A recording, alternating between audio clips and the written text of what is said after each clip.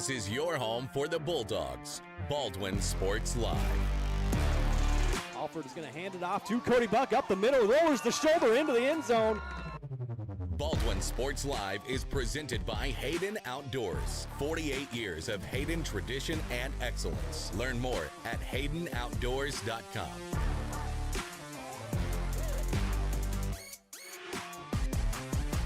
Bergen going to set up Padgett nicely.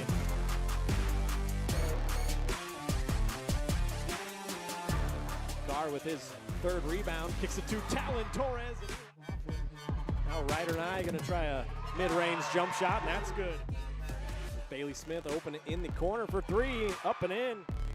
Third goal from the four. He'll swing it out right side, looking for the corner, the end zone, and he will make it. Another Bulldog touchdown.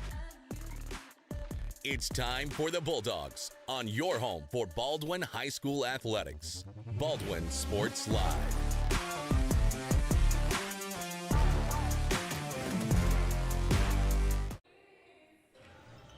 Well, good afternoon, everyone, and Happy New Year. We are back inside the Doghouse in Baldwin City, Kansas, where today the Bulldogs will get their season back up and running following the winter break with the matchup versus the Field Kindley Golden Tornadoes out of Coffeyville, Kansas. We are just past the quarter pole of the regular season, and things are really getting ramped up now with Baldwin playing 5 games over the next 2 weeks. And then mid-season tournaments will get going with the boys once again hosting the Baldwin Invitational Tournament and the girls heading to Wellsville for another edition of the Top Gun Tournament. Glad you could join us this afternoon as we welcome you into the Baldwin State Bank pregame show. My name is Ryan Hilmer, back alongside our old pal Bryce Kessler today, who's nice enough to get back in the saddle and help us out while Joey's still making his way back from break. We will take a quick break ourselves here on the pregame show, and when we come back, we will set up this girls matchup, bring you some keys to the game for the Bulldogs, and then starting lineups and opening tip-off. This is the Baldwin State Bank pregame show on Baldwin Sports Live.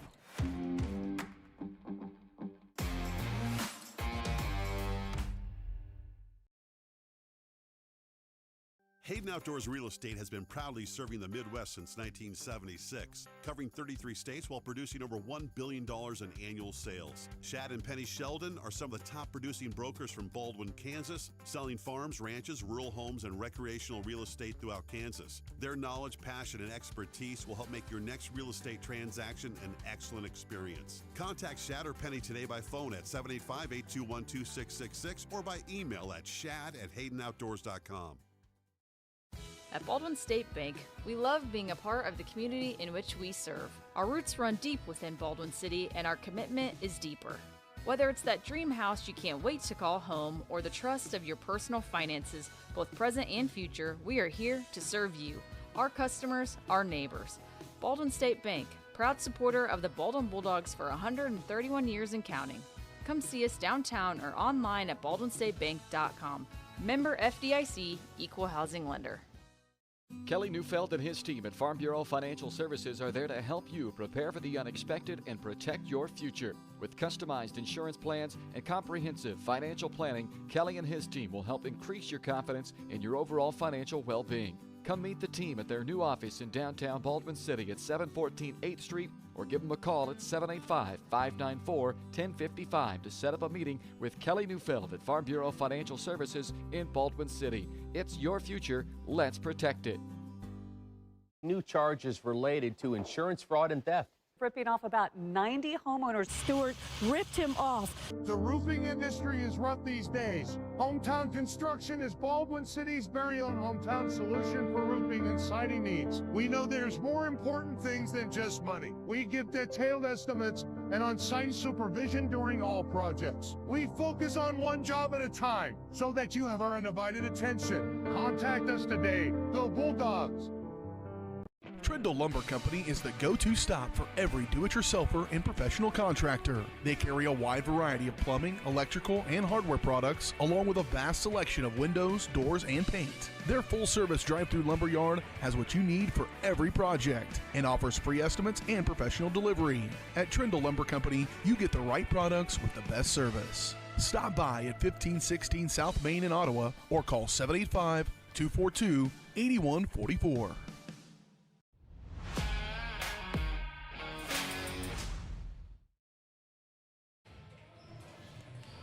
Welcome back here to the Doghouse in Baldwin City, Kansas. This is the pregame show, and it's brought to you by Baldwin State Bank. Personal service from people who care. That's what you get at your hometown community bank, Baldwin State Bank. Whether it's personal finances, business money management, loans and credit, or saving for retirement, go see Baldwin State Bank. For over 130 years now, they've helped serve our community. So go enjoy a better banking experience with your friends and neighbors at the Baldwin State Bank.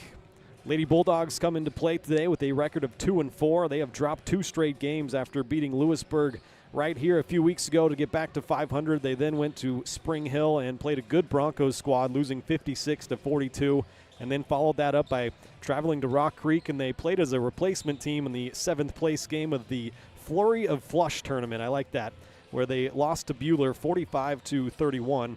Baldwin has struggled at times offensively so far this year, shooting just 31% from the floor through their first 6 games. And after going 8 of 14 from 3 in their season opener versus Paola, they have shot just 18% from downtown since then, going 20 of 108. So we'll look to get that going a little bit here tonight. Sophomore Cammie Collum has been leading the way for the Dogs in several categories so far, including 11.5 points per game, 2 assists per game, 13 steals, tops the team, and also leading the team in free throw percentage at 87% from the line. Junior Audrey Searle is leading the team in rebounds so far. She's averaging 7.5 per game, and fellow junior Emmy Nye has provided the most threes on the team with her 10 triples, including a career night this past game against Buhler. 4 threes was a new career high for her. She also finished with a career high 13 points and a career high 9 rebounds as well.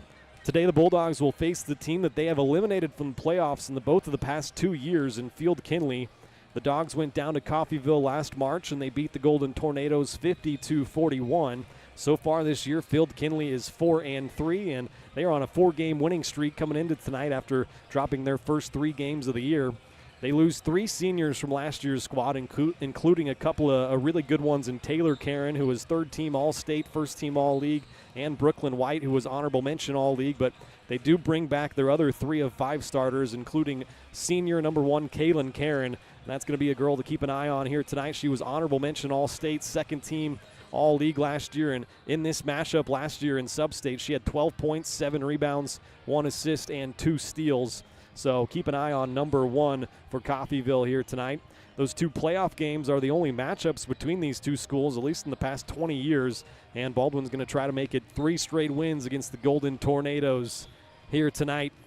Let's take another quick break on the pregame show. On the other side, we'll bring you some keys to the game, and then we'll get you the starting lineups and opening tip-off. The Bulldogs taking on the Golden Tornadoes from Coffeyville. It's coming up next on Baldwin Sports Live.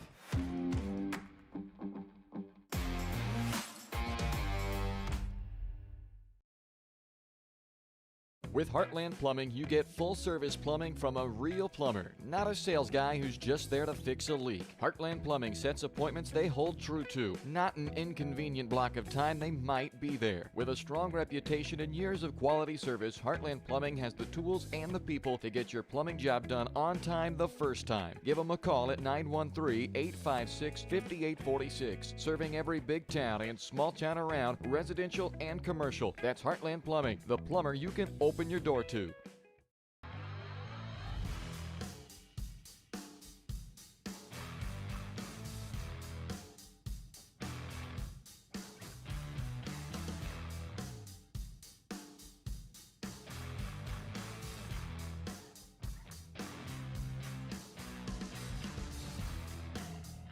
See the full lineup at hersinc.net. Call 913-247-3530 or just stop on by. Lamb Roberts Price Funeral Home is honored to be your choice when the difficult time comes to plan a lasting tribute for your loved ones. There to guide you through the process from beginning to end with each family's unique traditions and beliefs in mind. Visit lamb-roberts.com to see all of the services offered, including their online pre-planning tool, or call 785-594-3644 to visit with the caring professionals at Baldwin City's only locally owned funeral service and cremation service provider, Lamb Roberts Price Funeral Home.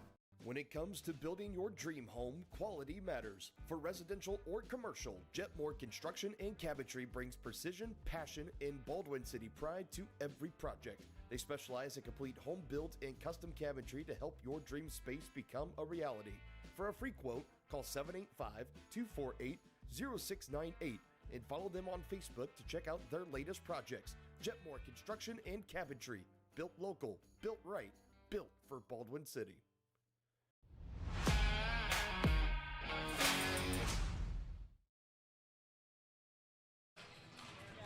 Back here on the Baldwin State Bank pregame show, let's take a look at some of our keys to the game tonight. Number one for me is going to be get to the free throw line. Baldwin is averaging 22 free throw attempts in their 2 wins and only 13 in their losses. So when they attack the basket and try to get the other team in some foul trouble, get to the line, they've been pretty decent from the line, 66%. That's up from last year a little bit. So get to the free throw line, number one. Number two also has to do with fouling. Play some good defense without fouling. In their wins, their opponents this year have only taken 6 free throws a game. In their losses, they're averaging 23 free throws a game. And so that has been a big part of some of these losses, the 4 losses so far, 2 in a row for Baldwin.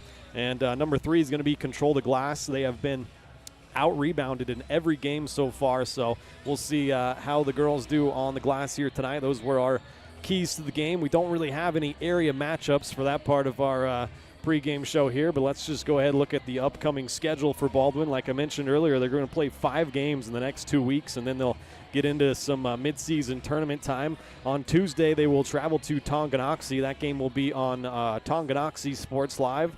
And then Eudora at home next Friday. Before a week from Tuesday, they will host Ottawa, and that's going to be a big game.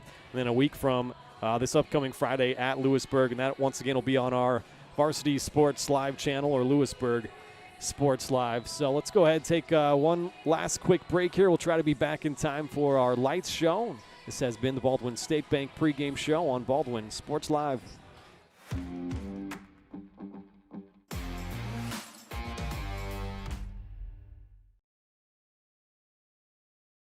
At Fort Scott Community College, we understand that a scary part of figuring out your future isn't only answering the question, what should I do, but where do I belong? Maybe you belong here, studying animal science or learning about farm and ranch management. Maybe you belong here as part of Hounds Hoops on the hardwood. I don't know where you've been or where you're headed, but I know we're saving a spot for you because you belong at Fort Scott Community College. Charlie was born at LMH. We had a great team of nurses. Not only did they check in on us regularly, they always asked if we had questions, always made sure that we understood what was going on. I cannot say enough wonderful things about the labor and delivery, family birthing, and mother baby care team at LMH Health. We had to put our entire trust into their hands, and just everyone was so friendly and so supportive. For unbeatable service, there's only one choice you can count on. Clint Davis and the team at One Choice Heating, Ventilation, and Air Conditioning have been keeping Baldwin City comfortable since 2011. Whether you need quick repairs, seasonal maintenance, or a brand new system, Clint and his team have you covered. Schedule an appointment today by calling 785-393-9329 and sign up for the preferred maintenance plan for special discounts. One Choice Heating, Ventilation, and Air Conditioning, the choice for the comfort of your family. Dr. Philip Harvey at Oral Surgery Kansas is a proud supporter of the Baldwin Bulldogs. Dr. Harvey and his staff wish all of the Bulldogs the best of luck this year as you continue to make Baldwin City proud. Oral Surgery Kansas provides personalized, gentle, comprehensive patient care for a wide range of oral surgery procedures. To learn more, visit oralsurgerykansas.com or call 785-843-5490. Oral Surgery Kansas, cheering on the Baldwin Bulldogs.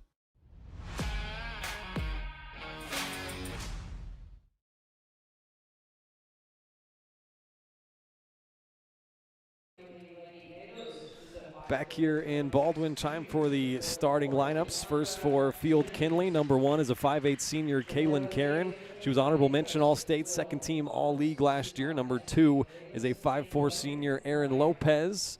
Number 5, a 5'2 junior Jessica Zimmerman. Number 10, a 5'2 sophomore Mackenzie Jones. And number 44, a 5'9 junior Keandra Jennings. And we will turn up the light show here.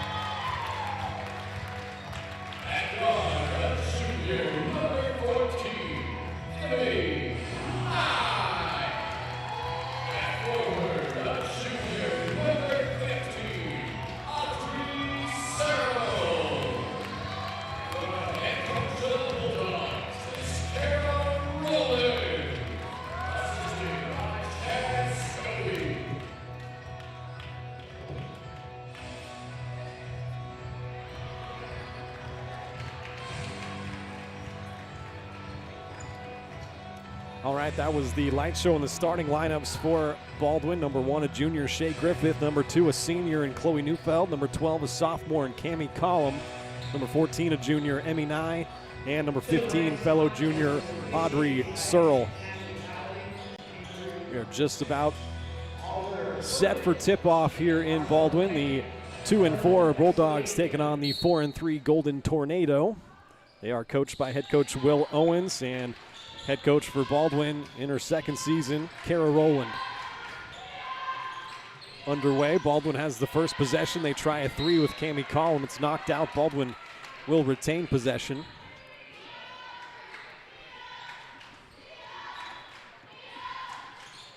Back after a few weeks off on winter break. There's another 3 try. That's from Emmy Nye. That's no good. And here comes Field Kindley High School out of Coffeyville, Kansas. It's a nice move on the baseline, no good. Audrey Searle gets her first rebound. She's leading the team with 7.5 rebounds per game. Almost throws it away, but out of bounds to the Bulldogs. Good to have you back alongside here, Bryce. It's been a while, but appreciate you filling in here. Hopefully it's like riding a bike, right? You learn to do it and you can just hop back on. So we'll see. Hopefully I don't screw you up today. No, I have no doubt that it's going to be a great time here tonight as Audrey Searle got it on the right block and got fouled. She'll head to the line for 2. Well, to your point, Ryan, about the layoff, one of the things that's always a key factor coming back after break is the conditioning level, and it's not going to be exactly where it was when you went into break. So that's always the early in this game, just to get your wind back and get through that first gut check when that wind's gone and the legs are getting tired. Of course, they've been practicing, but it ramps up another level once you turn the lights on and you get an opponent with a different jersey on the other side. So we'll see how both teams fare with that. Searle is 73% free throw shooter coming in, misses both of them here. Slow start offensively, just under a minute in. Out of bounds to Field Kindley. I mentioned in the pregame, this is an interesting matchup. Baldwin has ended Coffeyville's season the last 2 years in sub-state. Baldwin went down there last March and had a gutsy win. See what happens here. They've never played in the regular season, at least going back the last 20 years. That was a miss on the baseline from Lopez, rebounded by Shea Griffith. Griffith's second on the team in rebounding. She's been having a good year, averaging 6.5 points as well. Here's Chloe Neufeld driving baseline off the window and in. Baldwin gets the scoring started.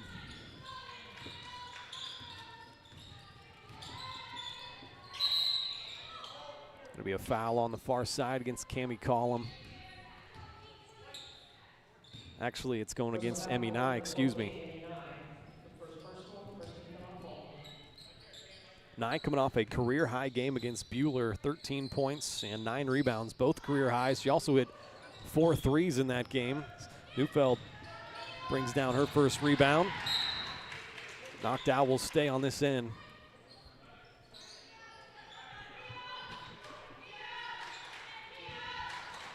Sideline inbounds here from Collum. Looks like Field Kindley in a 2-3 zone look here to start out defensively. Neufeld going to try to come off a Searle screen, kicks it up top to Cammie Collum. Collum attacks the lane. The runner won't go, but an offensive board, Chloe Neufeld. See if Baldwin can score on the second crack. Good ball movement here. They move it around the perimeter. Ends up in Neufeld's hands for 3. Got hit after the shot, no call. It's out of bounds to Field Kindley. Yeah, that was a very aggressive box out after the shot. I don't think it was a foul in the act of the shot, but that's one of those rare ones where you could almost have called that like the loose ball foul after the shot, because there was certainly some contact there. And that was a good possession by Baldwin. Of course, they don't come away with any points, but good movement of the ball, good hustle, a couple of plays there. Audrey Searle having to save a ball. So I like the energy level early on. They just haven't had anything fall other than the one drive there by Neufeld.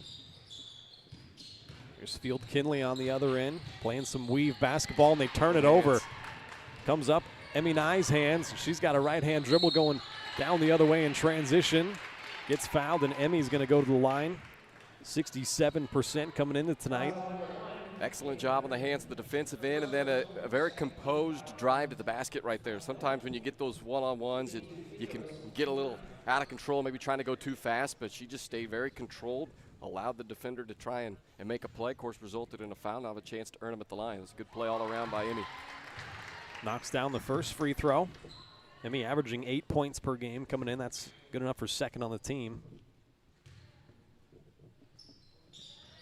Second shot, no good. Rebound down to Mackenzie Jones, the 5'2 sophomore.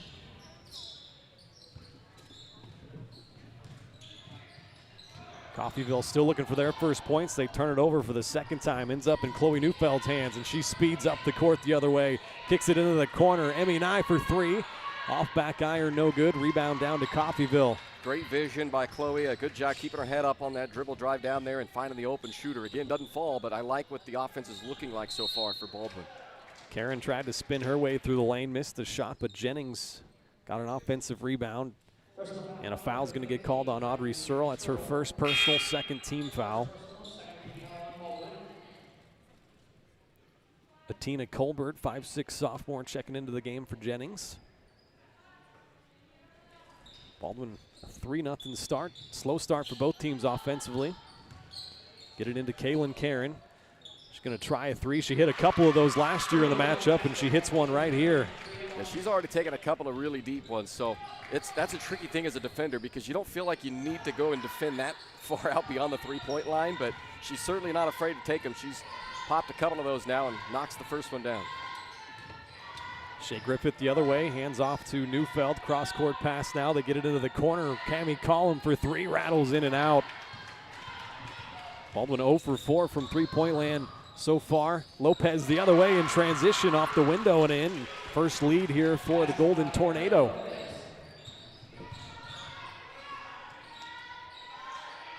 Try to bounce it inside the high post area, and they turn it over, looking for Audrey Searle in there. Coffeyville will slow it up in transition. 5-0 run, taking their first lead. It's knocked out of bounds by Griffith. Baseline inbounds for Coffeyville as Logan Scobie and Carson Chambers check in for Baldwin. They'll replace Searle and Nye. And this is going to be that point here. 4 minutes in now where that conditioning level is going to be tested in this first game back from the break. Baldwin on that 5-0 run, giving up, as you said, so they've got to dig deep here and find a way to make a couple of stops, get some points back. Out of bounds, the third turnover already from Coffeyville.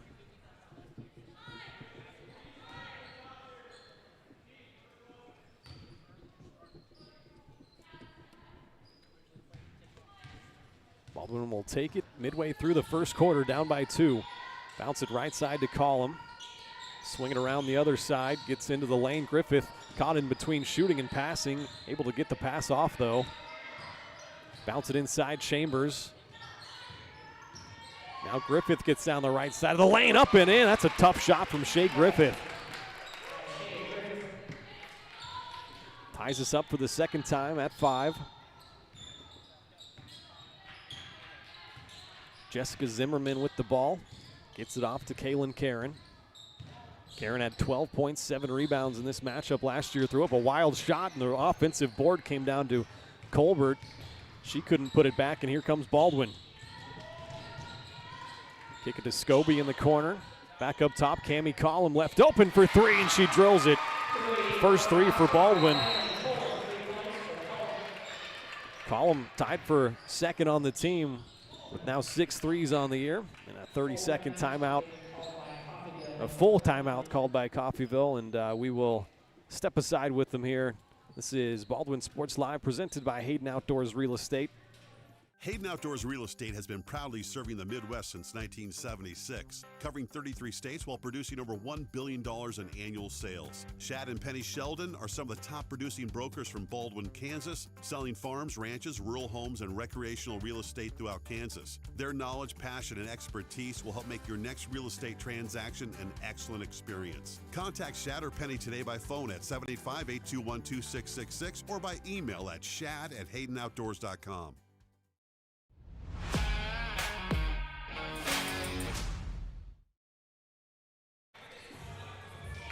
Back here, I'd like to remind you that our presenting sponsor is Hayden Outdoors Real Estate. Shad and Penny Sheldon are your Baldwin City area brokers, and they invite you to check out the Pleasant Grove build site. It's 10 wooded acres of prime Kansas land featuring rolling terrain and stunning views. It's just 11 miles from Baldwin City and is perfect for hunting and ATV enthusiasts. Claim your own perfect slice of the Kansas countryside. To learn more, go to HaydenOutdoors.com or call 785-821-2666.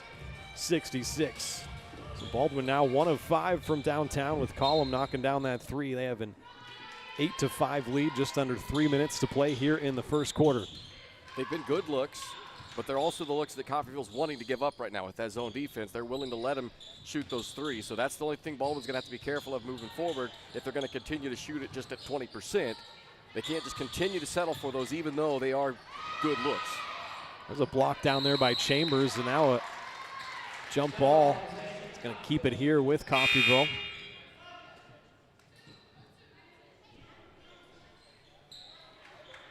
Mackenzie Jones checking back in for Field Kindley High School. Baseline inbounds, down by 3. They get a 3 from Lopez in the corner. No good. She gets her own long rebound. Second chance opportunity here for Coffeyville. Karen thought about taking a deep one. Instead, she'll hand it off to Jessica Zimmerman. Nice floater in the lane there. Baldwin still a 1-point lead as Neufeld quickly brings it up the other way. Kicks it to Collum in the corner. Nice pump fake. Takes the mid-range jump shot. No good. Gets her own rebound. Second chance at it here for Baldwin. That's a 3 from Emmy Nye. A deep one. That's no good. Rebound to Coffeyville, and here come the Golden Tornado. Lopez trying to cross over, had it knocked out by Emmy Nye. Coffeyville gets it back. Open for 3. Far side, Jessica Zimmerman knocks it down. She's now got 5 points. Coffeyville takes a 10-8 lead back.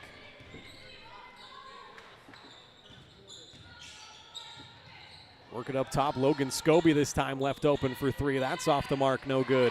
Rebound down to Jennings. In transition, a pull-up 3 from Karen. That's no good. Nye tracks down the rebound. Neufeld once again speeding it up the floor in transition. She'll stop and pop right in the lane. That's good. Neufeld 4 points.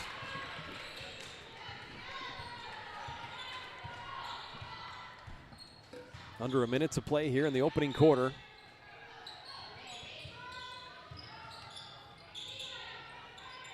Baldwin playing that man-to-man defense. Karen guarded by Scobie, trying to get down the right side of the lane, lost control of it and turns it over. That's 4 of them for Coffeyville. Got 3 ties and 2 lead changes here in the opening quarter.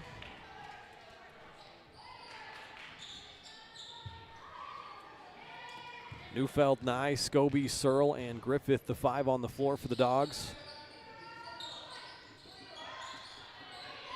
Get it back up top to Nye, now Griffith. Searle down on the block, trying to post up. Neufeld had it tapped away. It's going to stay here for Baldwin.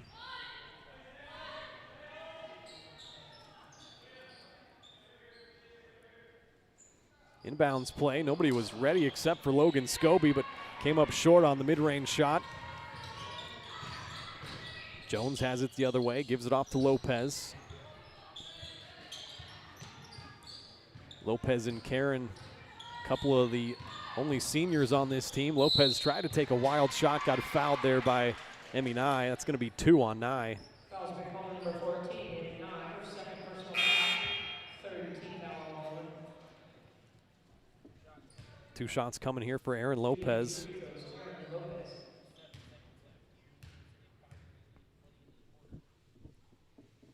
First 2 free throws of the game here for Coffeyville. Lopez misses the first. Collum checks in for Nye with those 2 fouls.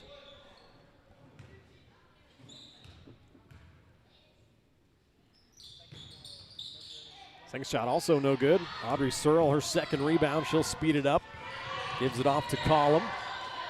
Got 1 second. Somebody's got to put it up. They don't get the shot off, and that is going to do it before the opening quarter. 10-10 tie here. Don't go anywhere. More Bulldog basketball coming at you on the other side.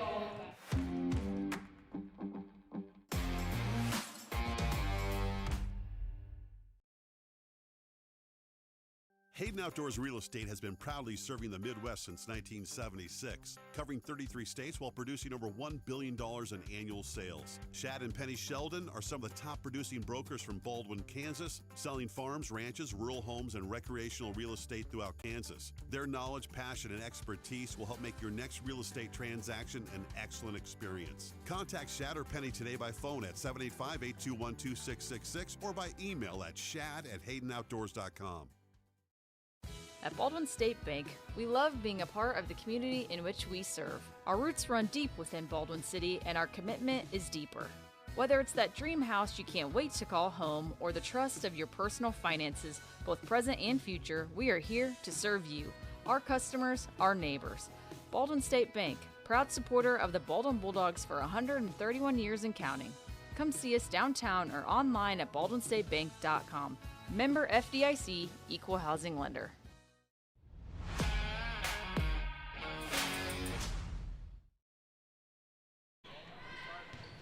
Back here in Baldwin, start of the second quarter, a back and forth first quarter as we are tied at 10. Coffeyville still in that 2-3 zone. Baldwin's got to find a way to get some paint touches, whether that's post entry or dribble drive, but that's when they've had their success. Baldwin turned it over and Kaylin Karen got knocked to the floor. Looks like they're going to give her 2 shots at the line. Shea Griffith gets whistled for her first personal foul.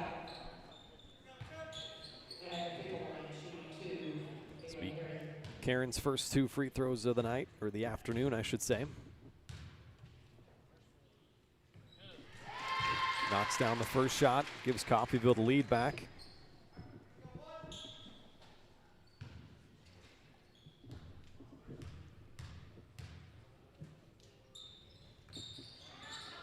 Second shot, no good. Baldwin with the rebound, and here they come in transition. Neufeld through the lane, kick it out. Logan Scobie open for 3. Off back iron, no good. An offensive board from Searle, couldn't finish it. Another one, couldn't finish it. Another one. Now Collum gets it back out front. They'll swing it around to Neufeld in the corner. Drives baseline, had it knocked away maybe, or it was off of Neufeld's foot perhaps, and out of bounds, the third Baldwin turnover.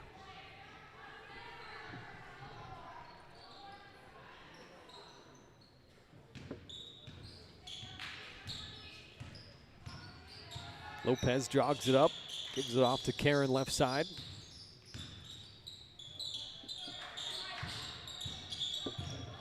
Nice move there by Lopez to get baseline and off the window and in. She's got 4 points this afternoon. Extends Coffeyville's lead out to 3.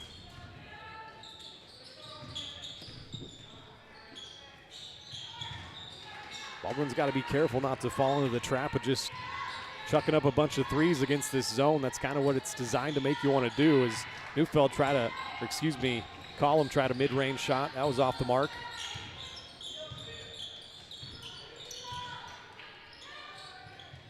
Neufeld, nice hands there in the passing lane, knock it away.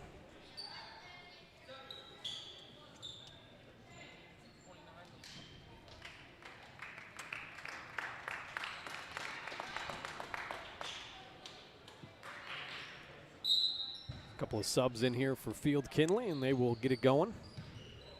20 seconds on the shot clock as Mackenzie Jones crosses the timeline, had it knocked out by Collum.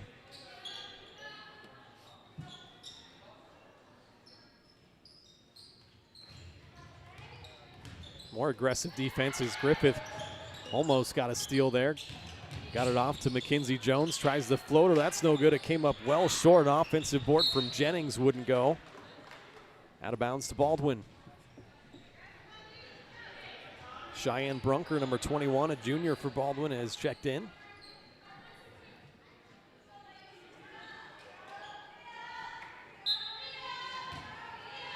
Brunker has played a little bit off the bench, still looking for her first points of the year. Get it back to Neufeld in the short corner. And a short jump shot crawls in there. Neufeld leading the way with her 6 points.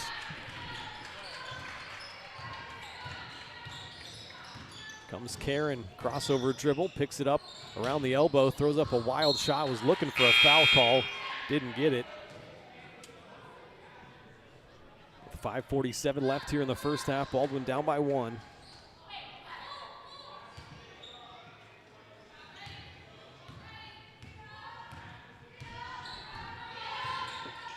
Neufeld will initiate some offense, and a moving screen going to get called on Cheyenne Brunker.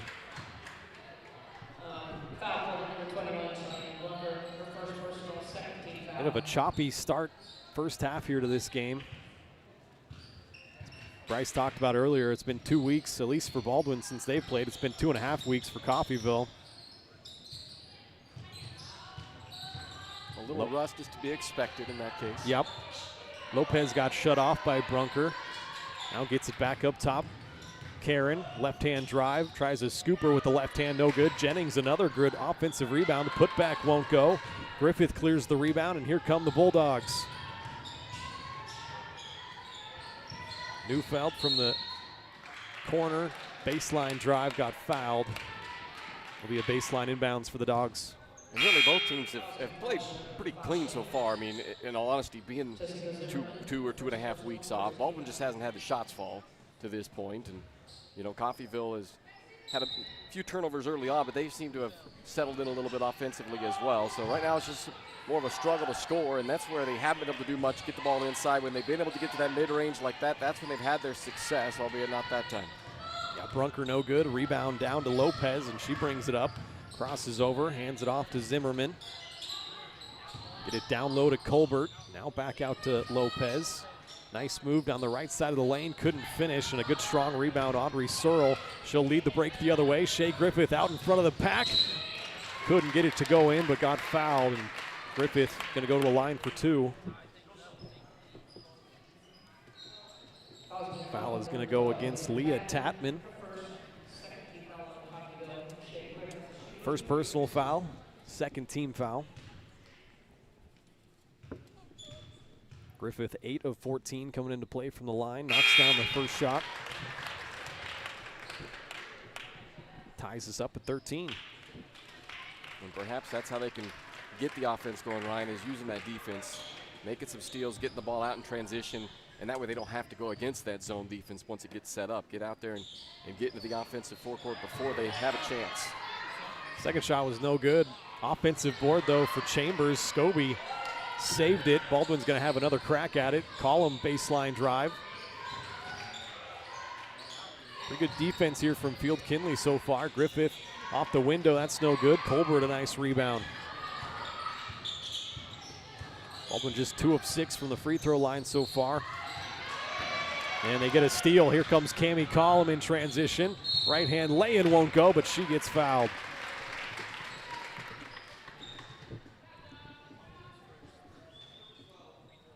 Once again on Leah Tatman, the freshman. It's her second personal. Column goes to the line for the first time tonight. She's leading the team in free throw percentage at 87%. Makes the first shot here. Last game we did against Lewisburg here a couple of weeks ago, she went 12 of 12 from the free throw line. That'll get the job done. Yep. Baldwin takes the lead back. Second shot coming from Column is perfect. 5 points from Cammie. 2-point Baldwin lead midway through the second quarter. Get it to Karen. They leave her open for 3. She's a pretty good shooter, not that time. Long rebound down to Cammie Column, and here comes Baldwin. Give it off to Griffith in transition. Back up top, they leave Column open. She thought about it. Instead, Neufeld drives into the painted area. Couldn't finish. A battle for the rebound. Like Chloe came away with it and fell to the ground, so they call her for a travel. Yeah, I like the look. I like the hustle. I like the effort. Again, just doesn't drop right now. They'll eventually start falling. Keep getting looks like that, and they'll score plenty. Both teams kind of just getting back into the rhythm of things. It'll be a busy next few weeks, busy next couple of months really for Baldwin. Once you get past that winter break, things start happening pretty fast once you get to those midseason tournaments. Baldwin will be at the Top Gun tournament in Wellsville once again this year.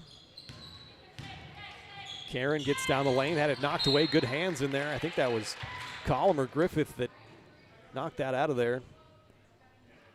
Baseline inbounds for the Golden Tornado.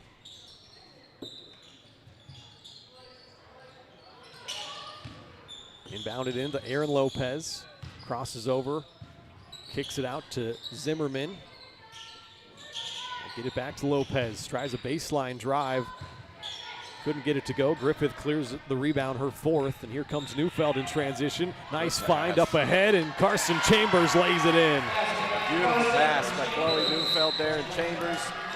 Excellent job, catch, finish. One motion, didn't give the defender a chance by putting the ball down or doing anything silly with it. That was just a well-executed break right there by Baldwin. And a 7-0 run from Baldwin prompts a 30-second timeout here from Coffeyville. Will give me a chance to remind you that Baldwin Sports Live is brought to you in part by Rice Precision Manufacturing, a family-owned company right here in Baldwin City. They service many different industries, from food processing to heavy and light industrial, oil and gas, and many more. With state-of-the-art machine tools, Rice Precision provides a great work environment that offers excellent pay and competitive benefits.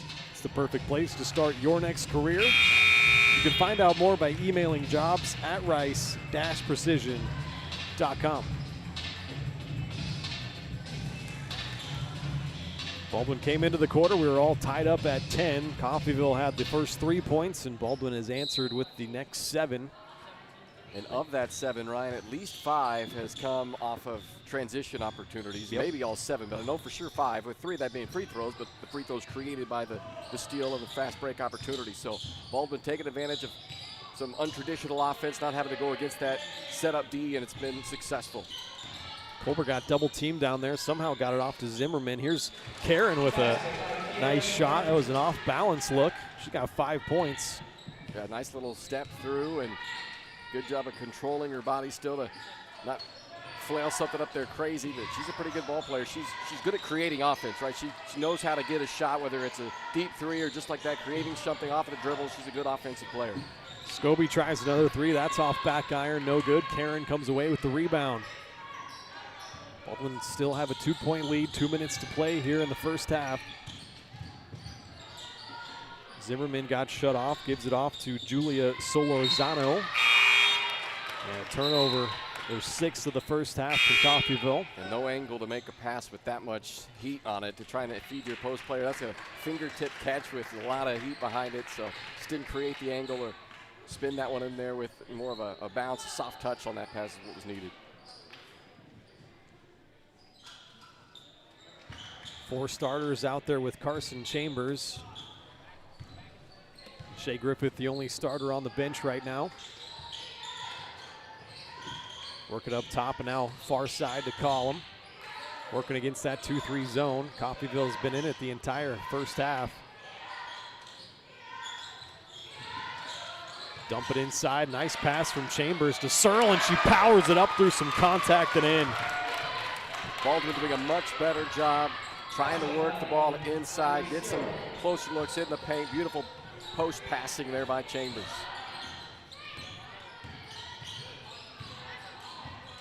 Approaching a minute to play in the first half. Karen has it. Gets it far side to Zimmerman. Now Lopez from the corner throws up a wild shot. No good. Audrey Searle, her 7th rebound already. Turns it over. A nice anticipation from Karen. She lays it in.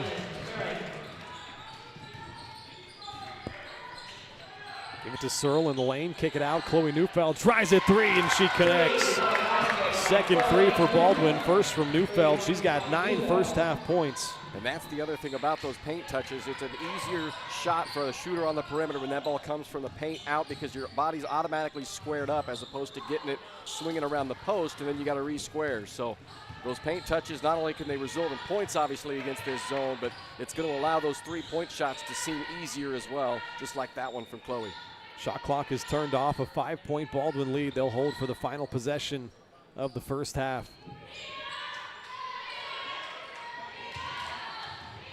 About 10 seconds.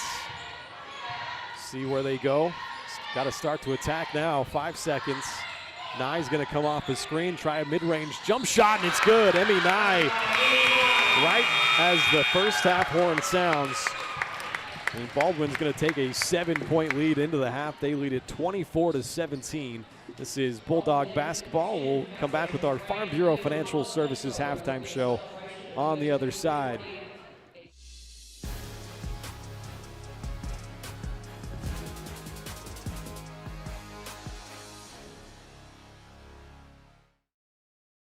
Kelly Neufeld and his team at Farm Bureau Financial Services are there to help you prepare for the unexpected and protect your future. With customized insurance plans and comprehensive financial planning, Kelly and his team will help increase your confidence in your overall financial well-being. Come meet the team at their new office in downtown Baldwin City at 714 8th Street or give them a call at 785-594-1055 to set up a meeting with Kelly Neufeld at Farm Bureau Financial Services in Baldwin City. It's your future. Let's protect it. Charlie was born at LMH. We had a great team of nurses. Not only did they check in on us regularly, they always asked if we had questions, always made sure that we understood what was going on. I cannot say enough wonderful things about the labor and delivery, family birthing, and mother baby care team at LMH Health. We had to put our entire trust into their hands, and just everyone was so friendly and so supportive. At Fort Scott Community College, we understand that a scary part of figuring out your future isn't only answering the question, what should I do, but where do I belong? Maybe you belong here as part of Fort Scott Community College's John Deere Tech program. Maybe you belong here as part of the perennial playoff-bound Greyhound baseball team. I don't know where you've been or where you're headed, but I know we're saving a spot for you because you belong at Fort Scott Community College. For unbeatable service, there's only one choice you can count on. Clint Davis and the team at One Choice Heating, Ventilation, and Air Conditioning have been keeping Baldwin City comfortable since 2011. Whether you need quick repairs, seasonal maintenance, or a brand new system, Clint and his team have you covered. Schedule an appointment today by calling 785-393-9329 and sign up for the preferred maintenance plan for special discounts. One Choice Heating, Ventilation, and Air Conditioning, the choice for the comfort of your family.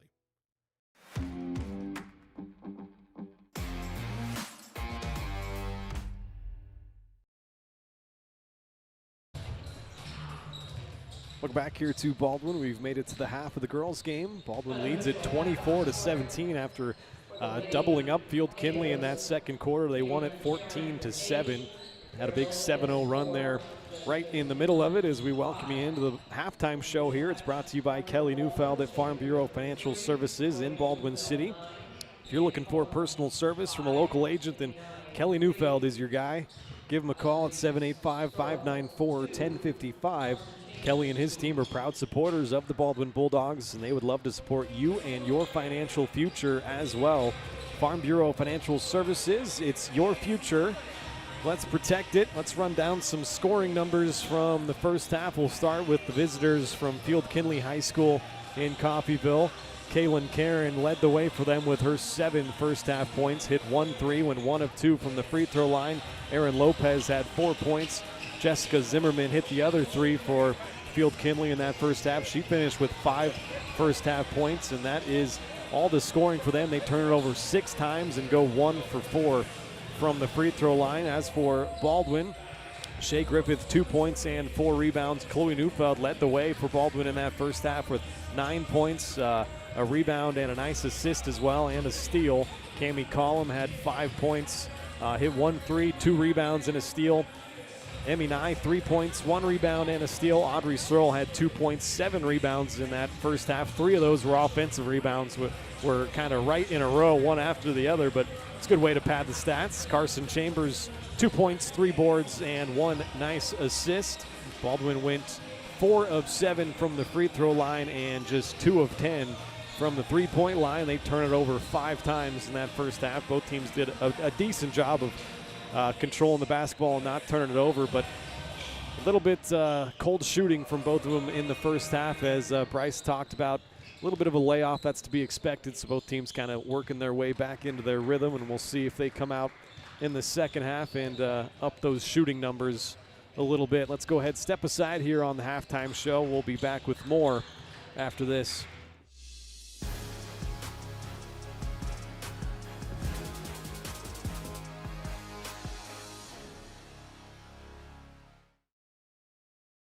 Hayden Outdoors Real Estate has been proudly serving the Midwest since 1976, covering 33 states while producing over $1 billion in annual sales. Shad and Penny Sheldon are some of the top producing brokers from Baldwin, Kansas, selling farms, ranches, rural homes, and recreational real estate throughout Kansas. Their knowledge, passion, and expertise will help make your next real estate transaction an excellent experience. Contact Shad or Penny today by phone at 785-821-2666 or by email at shad@haydenoutdoors.com.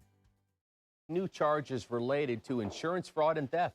Ripping off about 90 homeowners. Stewart ripped him off. The roofing industry is rough these days. Hometown Construction is Baldwin City's very own hometown solution for roofing and siding needs. We know there's more important things than just money. We give detailed estimates and on-site supervision during all projects. We focus on one job at a time so that you have our undivided attention. Contact us today. Go Bulldogs! At Baldwin State Bank, we love being a part of the community in which we serve. Our roots run deep within Baldwin City, and our commitment is deeper. Whether it's that dream house you can't wait to call home or the trust of your personal finances, both present and future, we are here to serve you, our customers, our neighbors. Baldwin State Bank, proud supporter of the Baldwin Bulldogs for 131 years and counting. Come see us downtown or online at baldwinstatebank.com. Member FDIC, Equal Housing Lender. When it comes to building your dream home, quality matters. For residential or commercial, Jetmore Construction and Cabinetry brings precision, passion, and Baldwin City pride to every project. They specialize in complete home build and custom cabinetry to help your dream space become a reality. For a free quote, call 785-248-0698 and follow them on Facebook to check out their latest projects. Jetmore Construction and Cabinetry. Built local, built right, built for Baldwin City.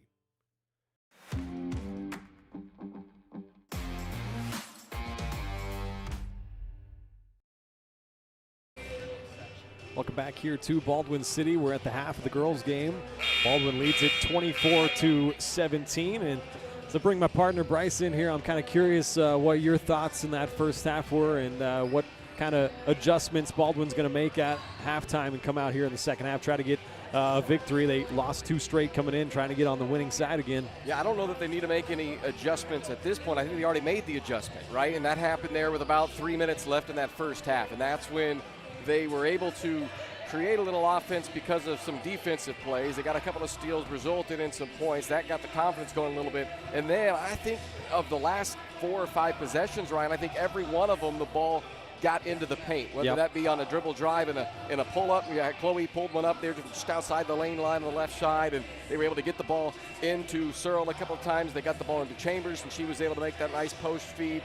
And then they had the 3 that came from a paint touch as well when Searle kicked it out, and Neufeld was able to catch it right in the pocket, square it up, and knock down that tray. So I think that was the adjustment that needed to be made, and it was just figuring out how do we dissect this 2-3 zone and not just settle for the threes. As you mentioned, they're just 2 of 10 from beyond the arc, and of those 10 threes, in a vacuum, I think all 10 have been good shots. Yeah. They've all been open, they've all been in rhythm, but the fact of the matter is, that's what Coffeyville wants you to do right now is shoot 20% from beyond the arc. So early on, they were taking more of those and not taking them after a paint touch. So I think the adjustment was already made. So I think it's less about a second half adjustment and more about continue what they did in that final 3 minutes of the half. And then defensively, if there's one thing, and I thought they did get better towards the end of that first half with it, is the help defense. There were too many times in that first half where the primary defender got beat, whether it be off of the dribble, off of a backdoor cut, and there wasn't much of a help defense behind it. It got a little better there towards the end, and that's why they started creating some turnovers, resulting in some easy points. So I think that would be, if you want to call it an adjustment, the help defense, maybe a little stronger in that aspect out of that man-to-man on the defensive end. But offensively, I think they made their adjustment. Now just keep with it. 100%. They were kind of on pace to shoot 30, maybe 43s after that first quarter, and I'm with you. They made a concerted effort to get the ball in the paint in that second quarter, and we'll see if they continue to do that. That was the halftime show brought to you by Kelly Neufeld and all the great people at Farm Bureau Financial Services. Give them a call, 785-594-1055. It's your future. Let's protect it. Start of half number 2. Coffeyville starts with it. Some pressure defense here from the Bulldogs. Get it to Lopez in the near corner. She puts up a 3. That's no good, but an offensive board from Field Kindley, and they'll go to the line for 2.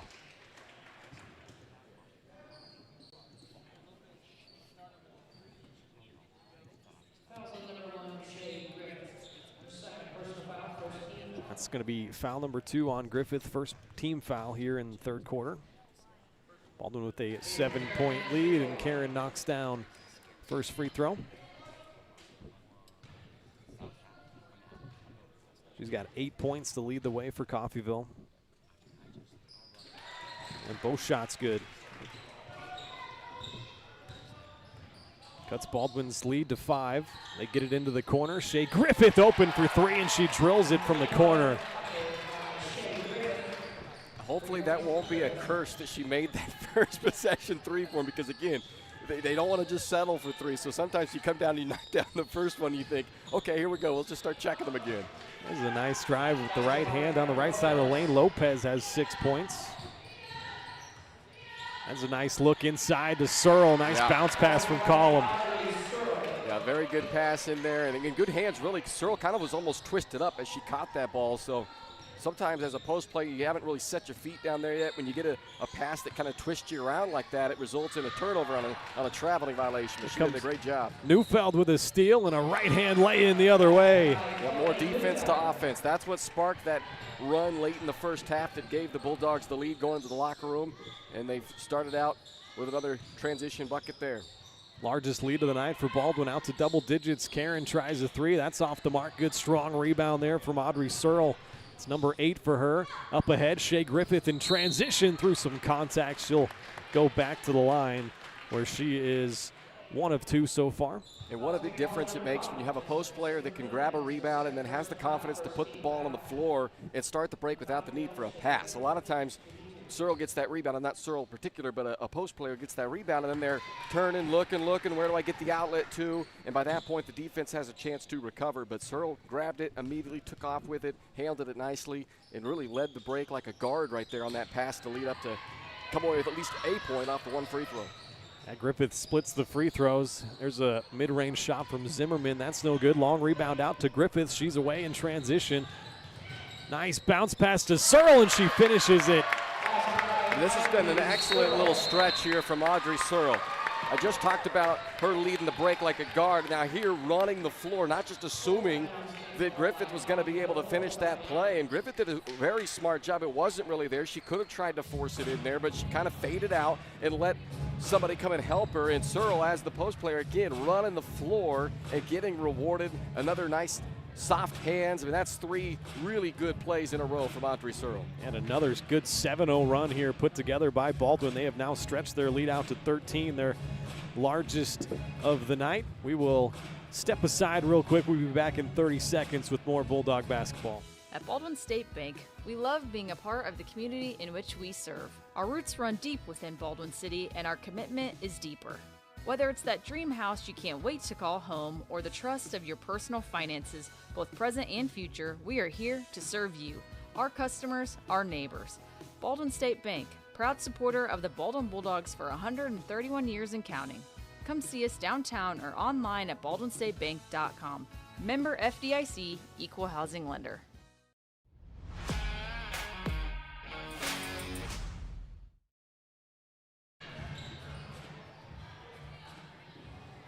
Welcome back here to Baldwin City.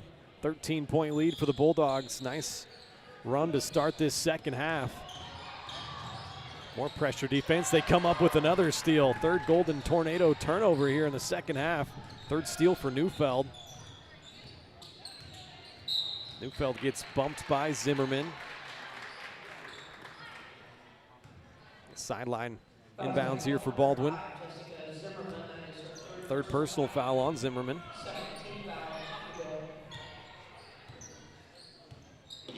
Looks like they're transitioning to a 3-2 zone or an odd front zone here, stretching it out a little bit more. Get it to Emmy Nye in the corner.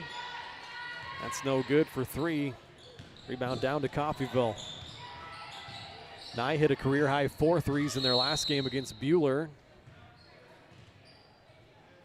That time Karen got down the left side of the lane, got fouled, and she will go back to the line for 2. She is 3 of 4 from there so far tonight.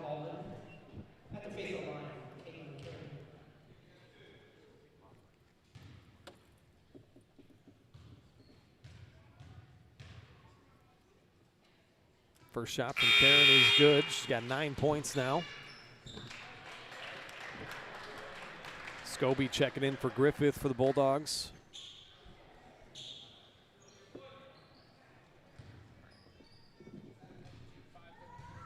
Halts the 7-0 run from Baldwin. Second shot is up, rolls around and in there.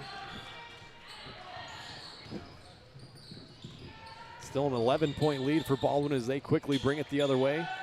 Neufeld drives into that zone, kicks it out into the corner, an open 3 for Collum, and it's right in there, drills it.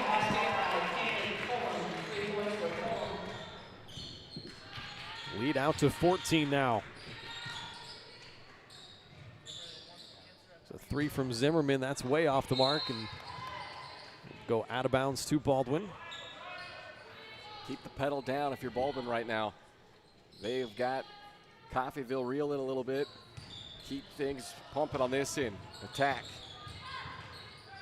Collum got shut off, trying to get it back up top tonight. Good catch there. Now Scobie open for 3 in the far corner. Off back iron, no good. Rebound batted around, and Cami Collum comes up with it. Bouncing it into Searle, kick it out. It's gonna be another open 3 attempt. Chloe Neufeld, far corner, in and out. Zimmerman quickly brings it up for Coffeyville. Send it right side to Leah Tatman. Now Lopez had it knocked away. Look at that effort. Collum getting on the floor. A battle for it. No jump ball called. Coffeyville comes away with it. Ripped out of there again, and Scobie comes up with it.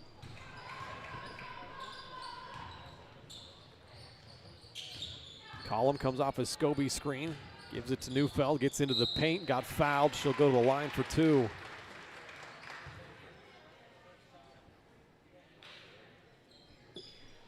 More nice ball movement there in transition from Baldwin. Sends Neufeld to the line for the first time tonight. She's just 10 of 19 coming into play. Would like to improve on that. Off the mark here. Neufeld still leading the way in scoring with 11 points tonight for Baldwin.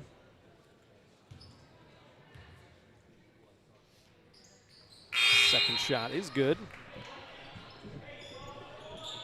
Searle's maybe on double-double watch. 6 points, 8 rebounds for Audrey Searle.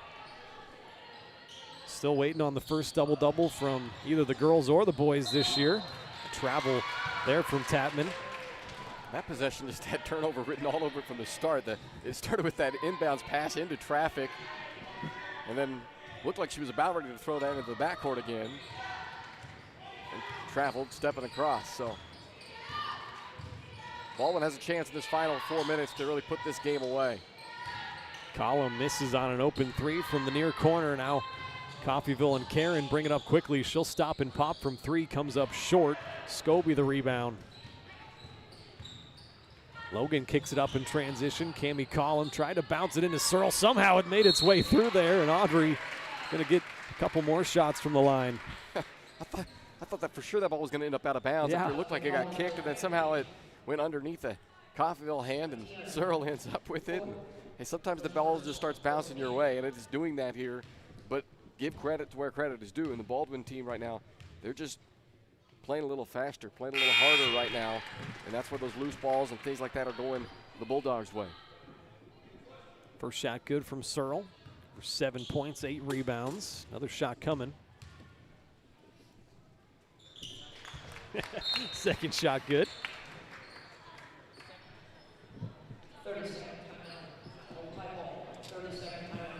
30-second timeout taken, I believe, by Coffeyville. No, that was actually taken by Baldwin. That'll be their first timeout. Once again, give me a chance to remind you that Hayden Outdoors Real Estate is our presenting sponsor, and Chad and Penny Sheldon are your Baldwin City area brokers, and they invite you to check out the Pleasant Grove build site. It's 10 wooded acres of prime Kansas land featuring rolling terrain and stunning views. It's just 11 miles from Baldwin City and is perfect for hunting and ATV enthusiasts. Claim your own perfect slice of the Kansas countryside. To learn more, go to HaydenOutdoors.com or call 785-821-2666. Back here out of the timeout, 42-23, Baldwin leads it. Full court pressure being put on here. Yeah, this is Baldwin going for the jugular right now with this full court press with the 17-point lead, late third quarter. This is the time to just put the foot down and put them away and not let them linger heading into the fourth quarter. Leah Tatman, the freshman, puts in her first two. Baldwin still up 40-25. Get it to Carson Chambers on the block. Turns over that right shoulder, up and in off the window. Chambers has 4 points and 3 rebounds. A good contributor off the bench. Coffeyville works it all the way around into the corner. Mackenzie Jones for 3. That's no good. Colbert with an offensive rebound and a second chance for Coffeyville. Colbert's been working really hard on the offensive glass. Almost got another one. It's still tapped around, and Neufeld comes up with it. Neufeld quickly in transition the other way. Got smacked on a reach in. It'll be the 4th personal foul now on Jessica Zimmerman. That is her 4th personal foul, 15 foul.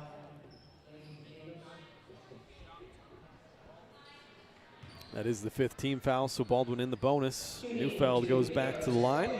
Got a dozen points, went 1 of 2 from the line earlier.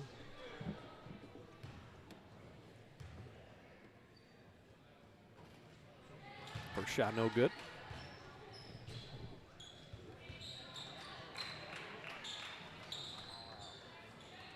Keandra Jennings will check in for Colbert. A second shot coming here for Neufeld. Off back iron, no good. Audrey Searle, an offensive rebound, tried to put it back up there. No good, but she'll go to the line for 2. Now got 8 points and 9 rebounds. She's going to get there.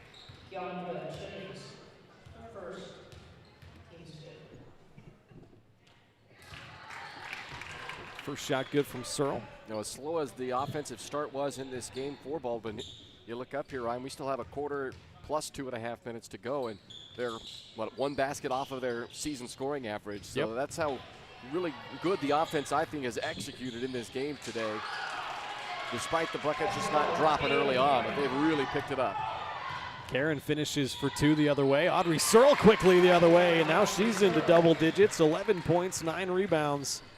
Needs that 1 more board, and we'll have our first Bulldog double-double of the year. Another really good lead pass by Chloe Neufeld to Audrey Searle. Those two have hooked up a couple of times in this game. Searle once again showing off the soft hands on the touch. 3 hit there from Aaron Lopez. Coffeyville has struggled from 3 here tonight. That is their 3rd make. Chambers might have had it blocked down there. Baldwin lead by 15. Now turned over again, ends up in Neufeld's hands, and here she comes. A wide open right hand layup is good. Chloe's got 14 points to pace Baldwin. Probably half of that has come off of her defense, creating opportunities just like she had there with that steal in that bucket. She has, what, 4 or 5 steals in this game now. At least 4 is what I got her at. Chloe comes off a Chambers screen, stop and pop from the mid-range, no good, and there's the double-double, an offensive board from Searle. Gives Baldwin another chance. Chambers had to pick up her dribble, in a little bit of trouble now. Shovels it out, get it to Scobie in the corner, give it back to Chambers down low. Looked like some contact there, but no call, will play on.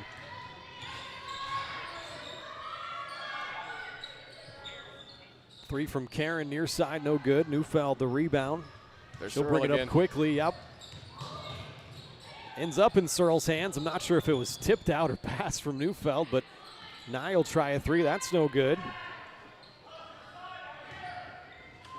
35 seconds left here in the 3rd quarter. Karen got into the lane and got fouled. Fouls on number 0, Scobie, her first personal foul. First foul on Logan Scobie, third team foul. I'll put Kaylin Karen back at the free throw line. 5 of 6 so far.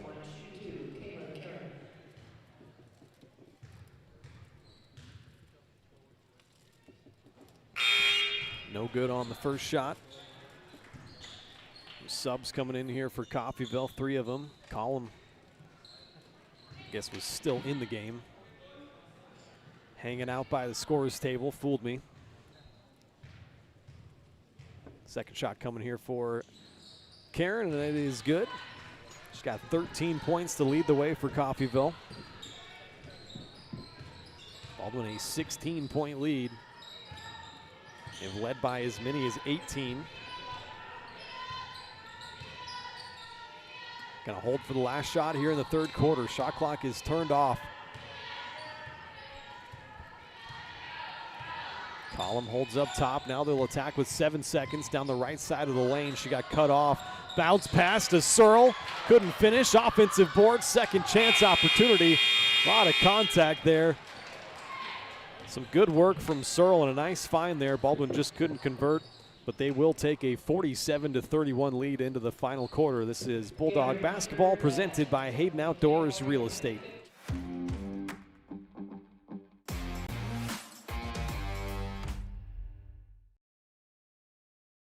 Kelly Neufeld and his team at Farm Bureau Financial Services are there to help you prepare for the unexpected and protect your future. With customized insurance plans and comprehensive financial planning, Kelly and his team will help increase your confidence in your overall financial well-being. Come meet the team at their new office in downtown Baldwin City at 714 8th Street or give them a call at 785-594-1055 to set up a meeting with Kelly Neufeld at Farm Bureau Financial Services in Baldwin City. It's your future. Let's protect it.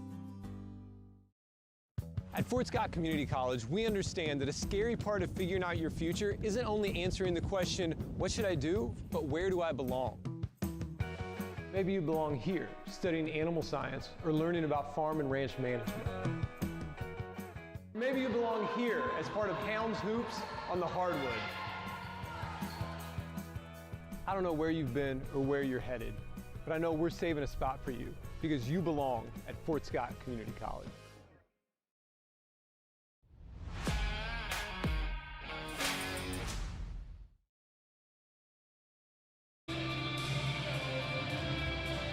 Back here in Baldwin, just about set for the final quarter here in the girls' game. The boys will follow. We'll have our hometown construction post-game show. We'll hand out our player of the game and then get you set for the boys. But first, Baldwin trying to see this game out. 16-point lead right now and a great couple of last quarters. After we were tied at 10 after the first quarter, Baldwin does turn it over. Nice play by Lopez. She comes in transition. Right-hand layup was too strong, and Collum clears the rebound. Kick it up ahead, Audrey Searle finds Collum. A drive into the lane. A travel gets called. Only the second turnover here in the second half for Baldwin. I'm not sure she did, though. Like a Euro step, but yeah. Anyway, we'll play on. Coffeyville has it. Run some weave action up top, trying to find Jessica Zimmerman in the lane, and Neufeld picks off. That's at least her 5th steal. Coffeyville 13 turnovers in the game.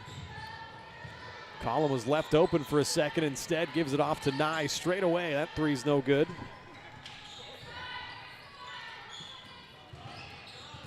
Here's Karen trying to cross over, go baseline, spins back middle.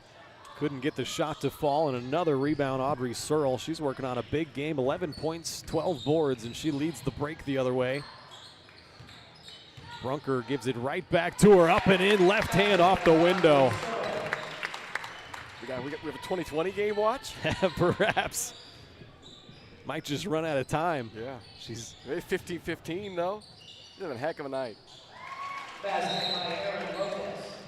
Nice basket there, a floater from Lopez. She's now in double digits with 11 points. Timeout taken by Coffeyville. We will have one timeout remaining.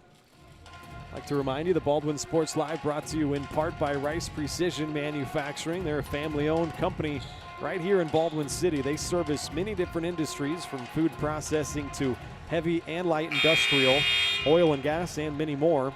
With state-of-the-art machine tools, Rice Precision provides a great work environment that offers excellent pay and competitive benefits. It's the perfect place to start your next career. You can find out more by emailing jobs@rice-precision.com.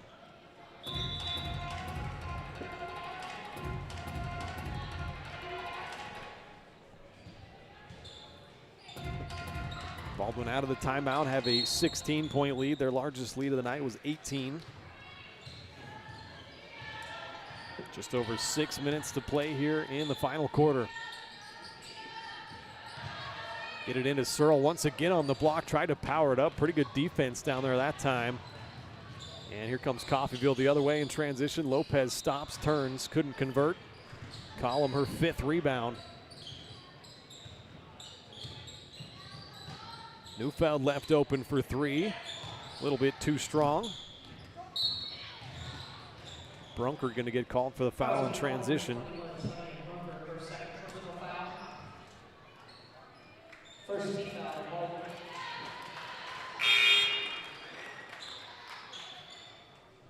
Brunker will check out of the game. Starting 5 back in there for Baldwin.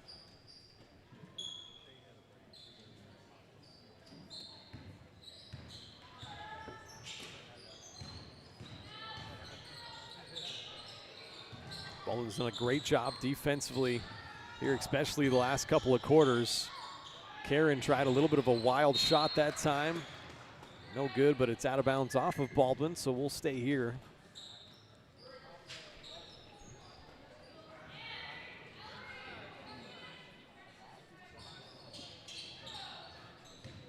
Off the inbounds, they're trying to get it back to Karen, near side for a 3, and that's well executed by Coffeyville. Second 3 of the night for Karen. She's got 16 points. 13-point lead. Got to be careful not to fall asleep if you're Baldwin here. Keep the pedal down. Kick it out. Griffith turned down an open 3, got it to Nye in the corner. That was no good, and an offensive board from Chloe Neufeld. Here's Collum open for 3. That's no good. All of a sudden, the shot's not falling, and here comes Coffeyville in transition. Karen through some contact and the foul.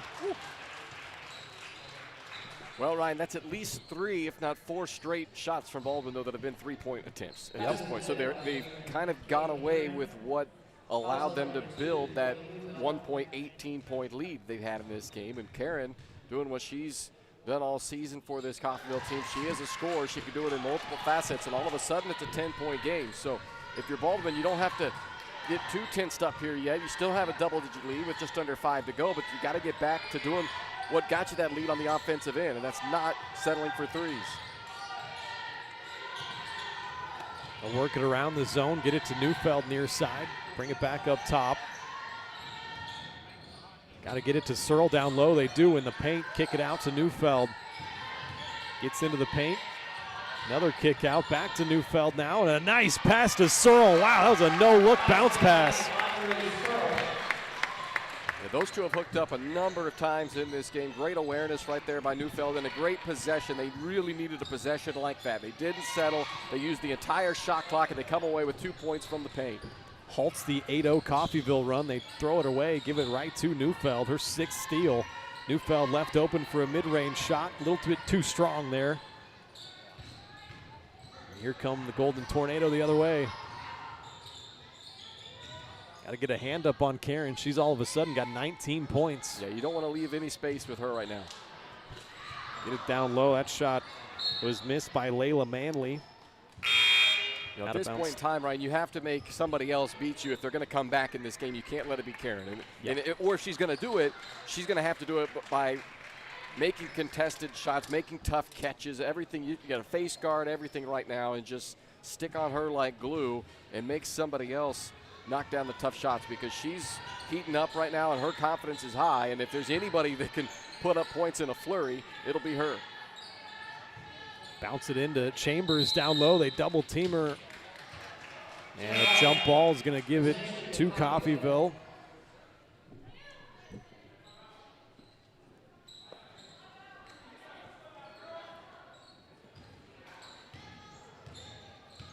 Three and a half minutes, just under that to play here in the fourth quarter. Field Kindley High School down by 12. They've done a good job to kind of stay in this game. Lopez for three, and she knocks down another one.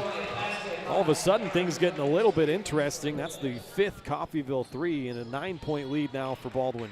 Yeah, Lopez says, okay, broadcast crew. Yeah.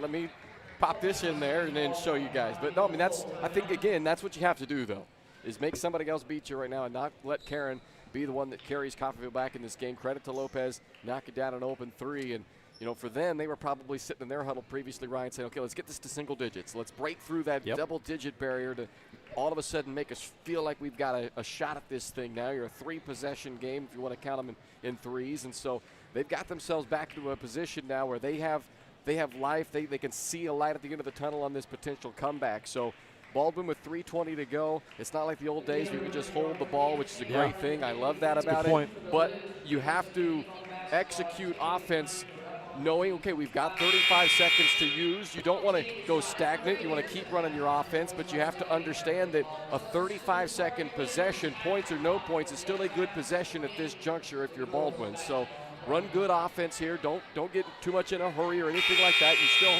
are the ones playing with the lead, even though the momentum is starting to slide over to Coffeyville a little bit. Yeah, number two for me, you got to get back defensively in transition. Coffeyville doing a nice job right now in transition, quickly getting the ball up. And like I said, they've cut it to single digits here at 9. They'll put some full court pressure on. Coffeyville did use their final timeout. Baldwin has 4 left. There's a nice pass from Nye to Scobie. Couldn't finish it. Neufeld got an offensive board. Couldn't finish it either. And here in transition comes Field Kindley.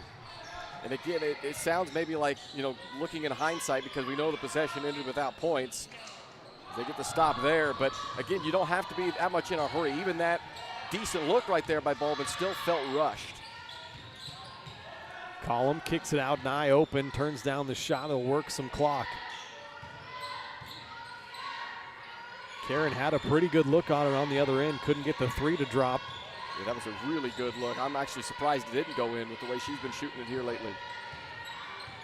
Run some weave action up top. Run some clock off. Now 6 seconds on the shot clock. Collum gets down the left side of the lane. Almost got it to drop, but got fouled. Cammie 2 of 2 from the line so far. Best free throw shooter on the team. See if she can convert a couple more here. And that was a great job. Use that shot clock up, and then don't just settle for checking something up from 30 feet. Drive, get to the basket, try to get you some points here at the free throw line. Unfortunately, their best free throw shooter misses the front end. Still a 9-point lead. Cammie can make it double digits here, and she does. She's got 9 points, 5 rebounds here tonight. Coffeyville winning this fourth quarter 11-5 right now, though. They have stayed in this thing. Give them a lot of credit. Lopez gets it off to Karen. Down low, Mackenzie Jones was open for a second. Now a foul call. You're going to give her 2 shots as well. That was against Neufeld.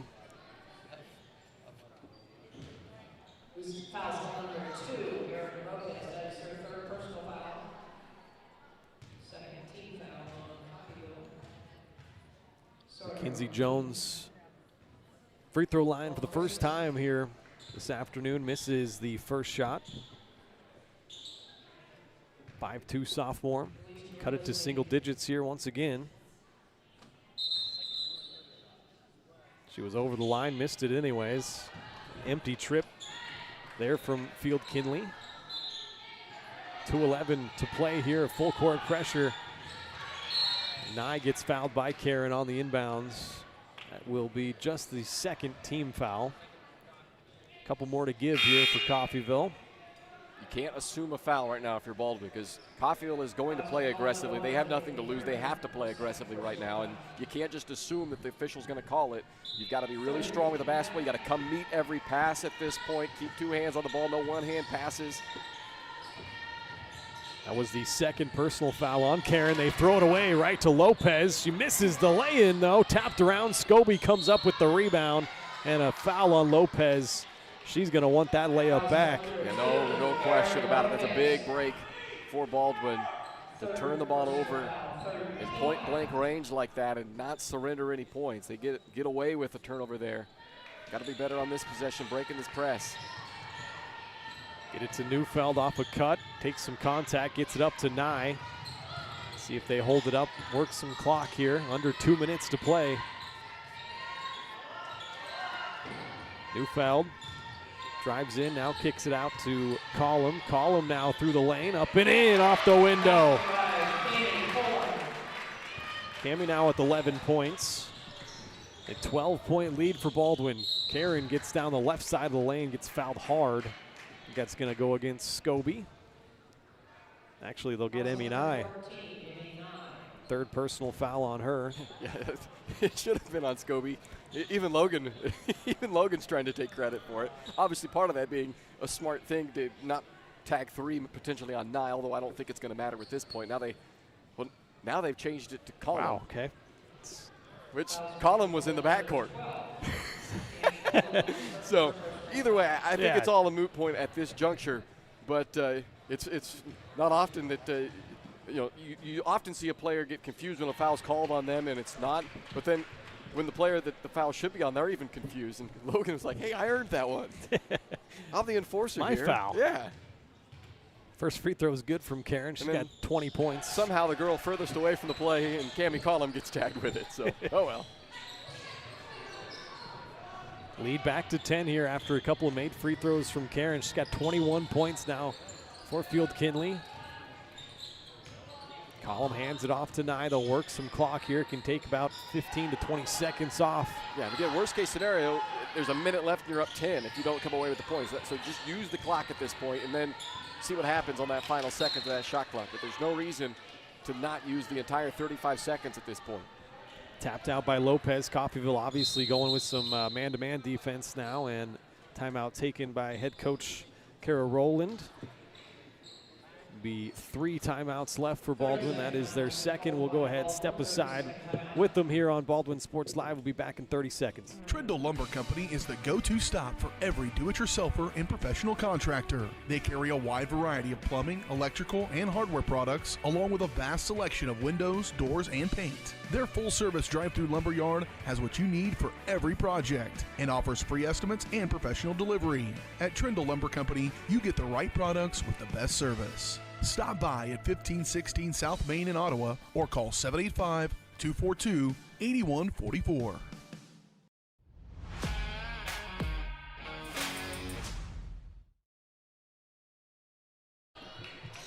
Back here in Baldwin out of the timeout. Baldwin up by 10, have the basketball, and a foul. The last foul to give for Coffeyville is on Karen. Keep an eye on that. That's 3 on her. Well, I assume Coffeyville's going to foul again, but you get the fresh 35 now again. So if you're Baldwin, use more clock. Neufeld splits the defense, gets fouled. Will go to the line. That's who you want at the line if you're Coffeyville. If you're being objective, Neufeld around a 50% free throw shooter. Confidence high, though, here tonight. She's had a good game, both distributing and scoring the basketball. First free throw is no good. Yeah, Neufeld does have a nice game so far. She was leading the team most of the night. Now Searle is, but she got 14 points, 6 rebounds, a couple of nice assists, 6 steals as well. No good on the second. Scobie, a big offensive rebound. Oof, and a travel is going to hurt. And the 14 that you mentioned from Neufeld, and of the 15 that Searle has scored, probably half of that has come off of Neufeld assists. So she's been a part of about half of the points that Searle has put in the bucket. So those two have both played very well here offensively tonight. Mackenzie Jones got in the lane, missed the shot. Scobie with her 3rd rebound. Outlets it to Neufeld. A dangerous pass intercepted by Lopez, and she got fouled by Neufeld. Yeah, I'm not sure there was anything Collum was going to be able to do anyway about that, but Collum was just standing there waiting for that pass. And again, as I mentioned earlier, at this point, granted 40 seconds, 10-point lead, I think you're in the safe zone still if you're Baldwin, but that goes back to the point at this juncture, you got to come meet every pass. You got to make strong passes every time you're getting rid of the basketball, because Coffeyville is playing like there's nothing to lose, because there isn't at this point. First shot no good from Lopez. She's 0 of 3 from the line. She does have 14 points, though. Make it 0 of 4. Misses both. Here comes Baldwin. They can work some more clock. About a 6-second differential. And a foul's going to put Griffith at the line.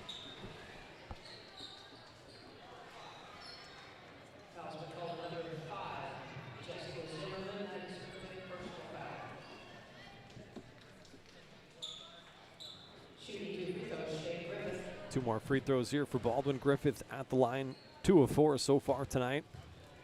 6.6 rebounds. Adds another.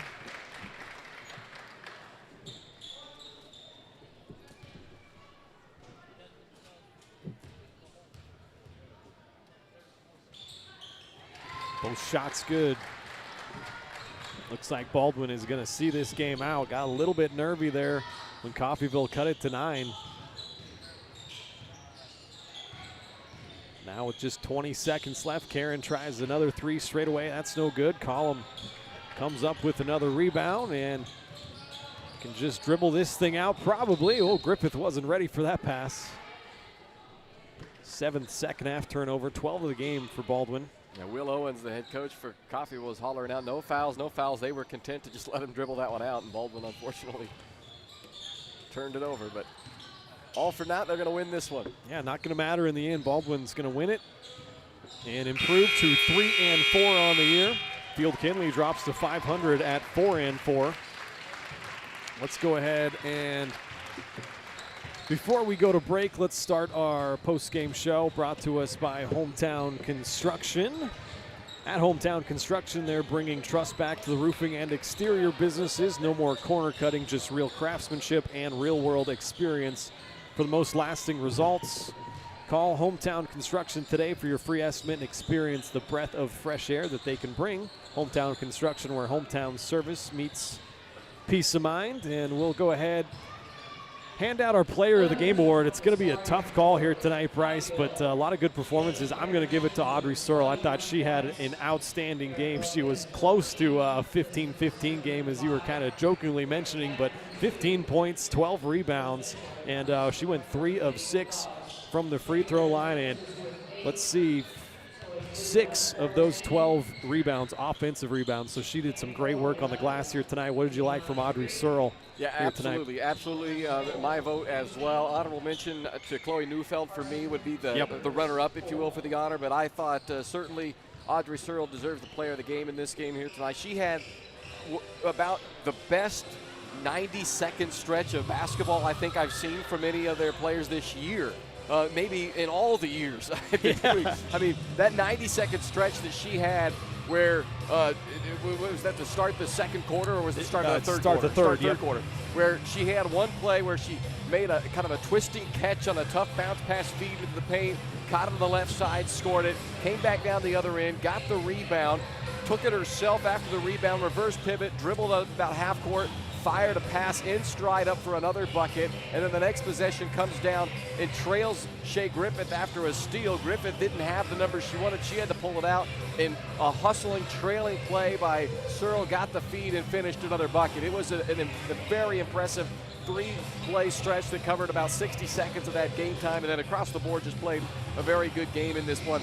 And they needed her to be big in this game, Ryan, because of the way that the Coffeyville defense was playing. In that zone defense, they needed some paint touches. They needed to create something inside, and so Searle became that. They were able to run the offense through her, whether that was her scoring, whether that was her getting a paint touch, kicking it out for a couple of open threes. Neufeld hit one out of the left corner, and I believe it was Collum or Nye, one or the other, that hit it out of the right corner on a feed from Searle coming out of the paint. So they needed somebody from that paint area to be big in this game for them, and Audrey Searle was everything they could have hoped for and more in this game, so without question, she's not Player of the Game as well. Yeah, big game. First double-double for either the girls or the boys this year from Audrey Searle. 15 points, 12 boards. Our Player of the Game brought to you by Farm Bureau Financial Services, insurance and investments, wealth management, and financial planning.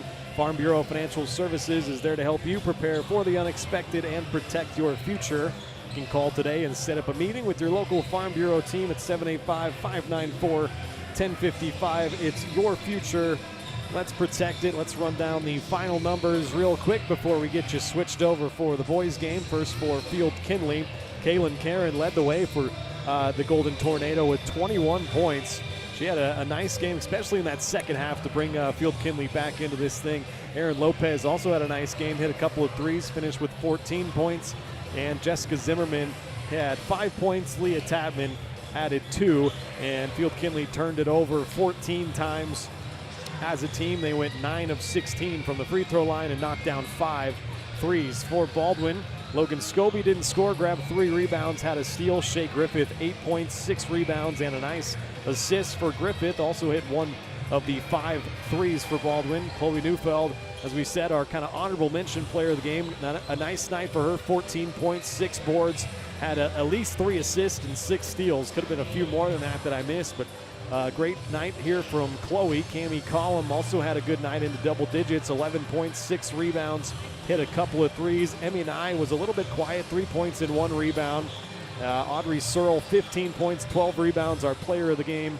And Carson Chambers added 4 points and 3 rebounds. Baldwin turned it over 12 times as a team, 7 there in the second half. And they go 12 of 22 from the free throw line, so left a few points out there from the line and just 4 of 21 from three-point line. But they were able to get it done here tonight, and they win it by a final score of 56-44 and improve to 3-4 on the year. Field Kindley drops to 4-4.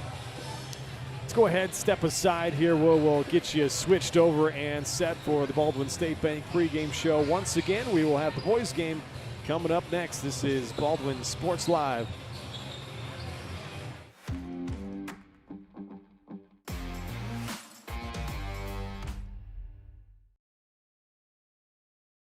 Hayden Outdoors Real Estate has been proudly serving the Midwest since 1976, covering 33 states while producing over $1 billion in annual sales. Shad and Penny Sheldon are some of the top producing brokers from Baldwin, Kansas, selling farms, ranches, rural homes, and recreational real estate throughout Kansas. Their knowledge, passion, and expertise will help make your next real estate transaction an excellent experience. Contact Shad or Penny today by phone at 785-821-2666 or by email at shad@haydenoutdoors.com.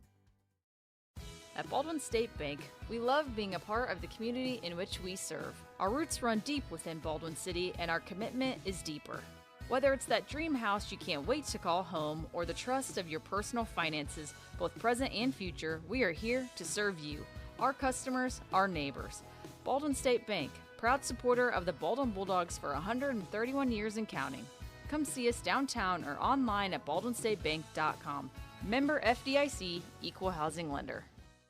Kelly Neufeld and his team at Farm Bureau Financial Services are there to help you prepare for the unexpected and protect your future. With customized insurance plans and comprehensive financial planning, Kelly and his team will help increase your confidence in your overall financial well-being. Come meet the team at their new office in downtown Baldwin City at 714 8th Street or give them a call at 785-594-1055 to set up a meeting with Kelly Neufeld at Farm Bureau Financial Services in Baldwin City. It's your future. Let's protect it. New charges related to insurance fraud and theft. Ripping off about 90 homeowners. Stewart ripped him off. The roofing industry is rough these days. Hometown Construction is Baldwin City's very own hometown solution for roofing and siding needs. We know there's more important things than just money. We give detailed estimates and on-site supervision during all projects. We focus on one job at a time so that you have our undivided attention. Contact us today. Go Bulldogs! Trindle Lumber Company is the go-to stop for every do-it-yourselfer and professional contractor. They carry a wide variety of plumbing, electrical, and hardware products, along with a vast selection of windows, doors, and paint. Their full-service drive-through lumber yard has what you need for every project and offers free estimates and professional delivery. At Trindle Lumber Company, you get the right products with the best service. Stop by at 1516 South Main in Ottawa or call 785-242-8144.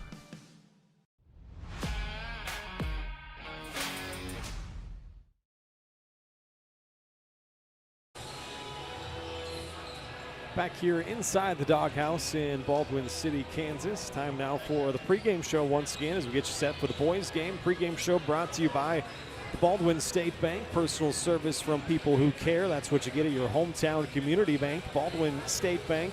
Whether it's personal finances, business, money management, loans and credit, or saving for retirement, go see Baldwin State Bank. For over 130 years now, they've helped serve our community.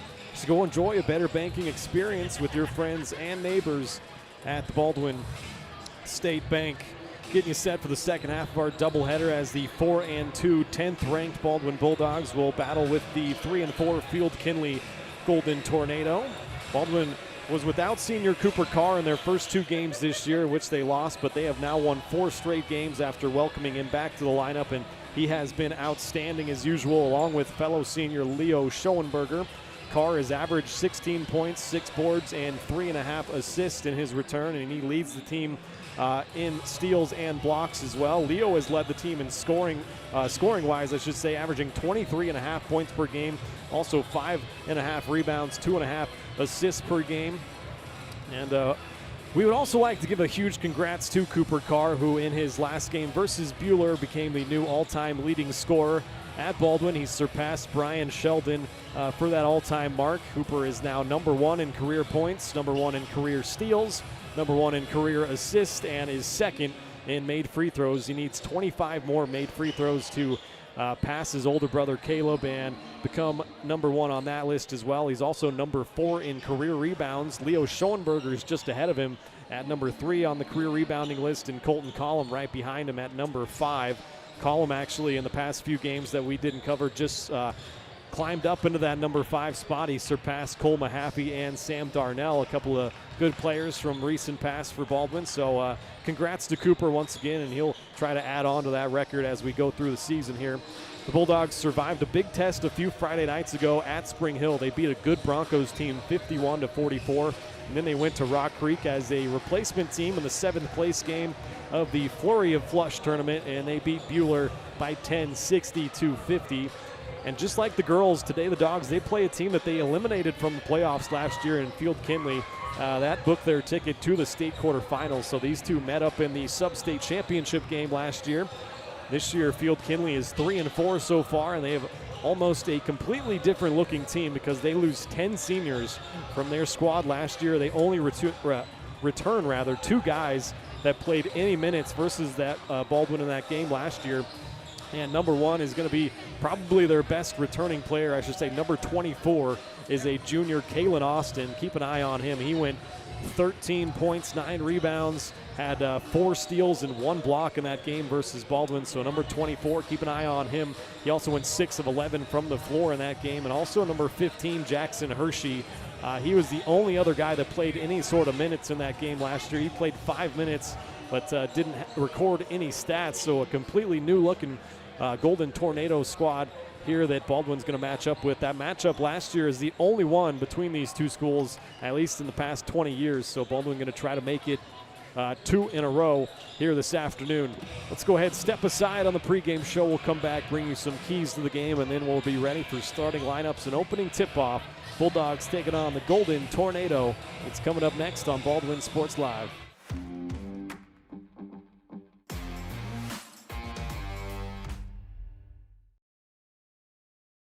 With Heartland Plumbing, you get full-service plumbing from a real plumber, not a sales guy who's just there to fix a leak. Heartland Plumbing sets appointments they hold true to, not an inconvenient block of time they might be there. With a strong reputation and years of quality service, Heartland Plumbing has the tools and the people to get your plumbing job done on time the first time. Give them a call at 913-856-5846. Serving every big town and small town around, residential and commercial. That's Heartland Plumbing, the plumber you can open your door to.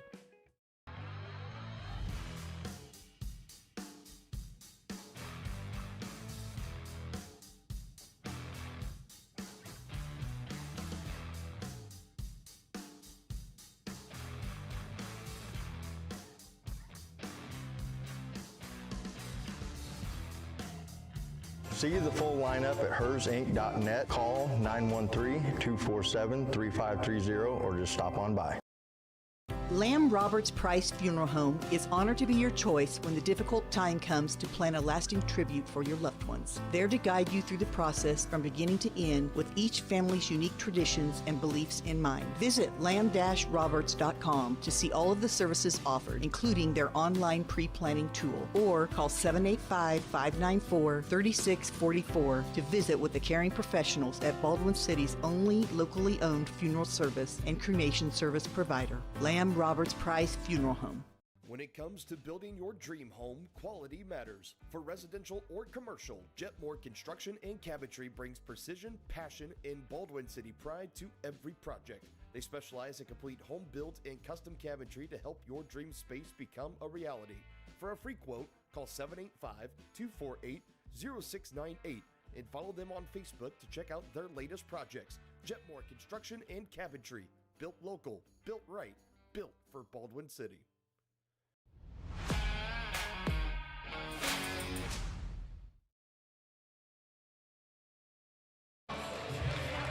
Welcome back here to the pregame show. Time now for our keys to the game for Baldwin. Number one is going to get the other guys going early. That's number one for me. The other guys are Logan Scott, Colton Collum, and Jackson Wheeler, among some other guys, Jackson Root as well. But Jackson Wheeler, keep an eye on him. He's coming off a career-high night. He had 11 points versus Bueller. He has been a big contributor off the bench, and he is getting better and better each one of these games.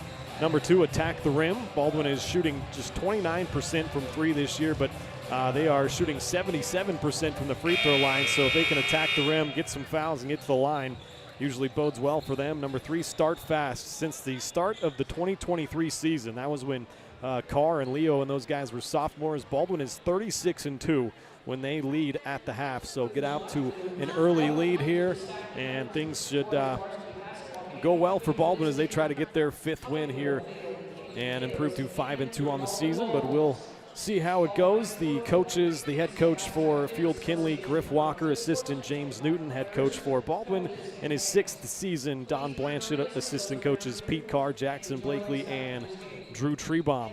We will step aside here for the national anthem, then we'll be back for the light show and starting lineups.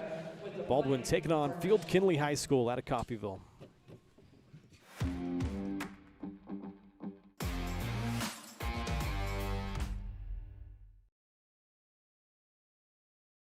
At Fort Scott Community College, we understand that a scary part of figuring out your future isn't only answering the question, what should I do, but where do I belong? Maybe you belong here, studying animal science or learning about farm and ranch management. Maybe you belong here as part of Hounds Hoops on the hardwood. I don't know where you've been or where you're headed, but I know we're saving a spot for you because you belong at Fort Scott Community College.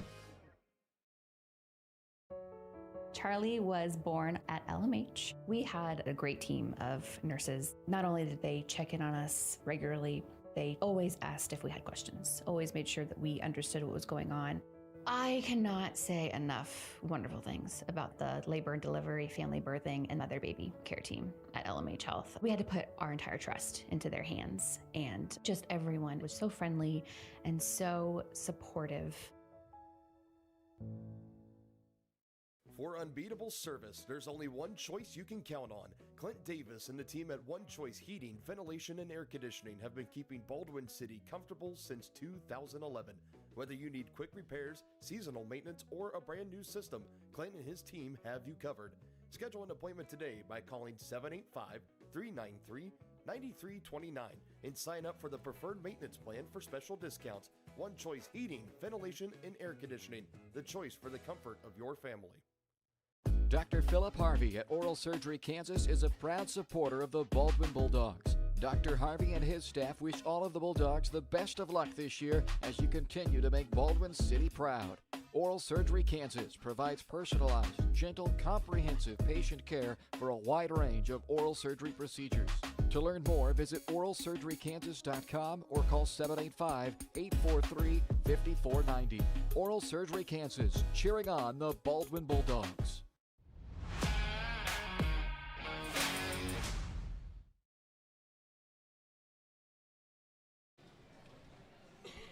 Back here in Baldwin, wrapping up the pregame show. We are just about set for the starting lineups here. I'll give you those starters for Field Kindley. Number 2, Kayshawn Feeling. Number 3, Kobe Kirk. Feeling is a senior, Kirk a sophomore. Number 4, Karsten Vos, a junior. Number 15, a 5'6" senior, Jackson Hershey. And number 24, a 6'1" junior, Kalen Austin. Those will be the starting 5 for Field Kindley, the Golden Tornado. And now we will watch the light show here and the starting lineups for Baldwin. Let's get ready for Bulldog basketball.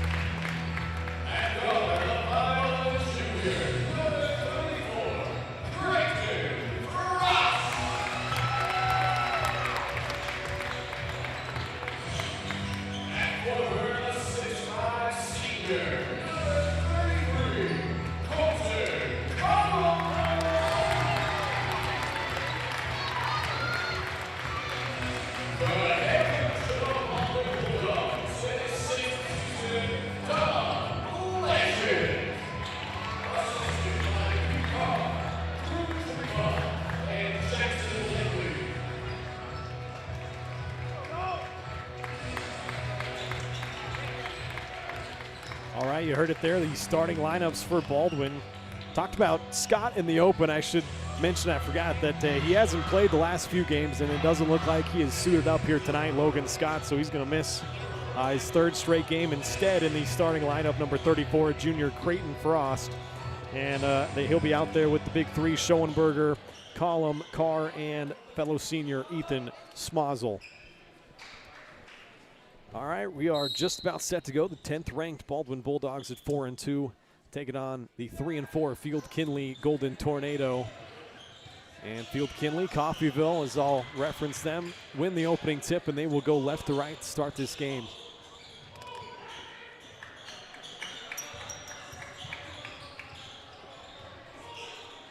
Work it up top. That is Kayshawn Feeling, senior. Had it tipped away by Schoenberger and stolen. Here comes Leo in transition. Euro step lay-in with the left hand is good.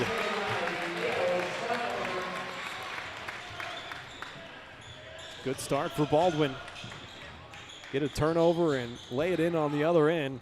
Down the lane, that's Kobe Kirk. The sophomore missed it, but got his own rebound. Second crack at it here for Coffeyville. Give it off to Jackson Hershey for three. That's no good. Battle for the rebound. Won by Baldwin. Schoenberger comes away with it.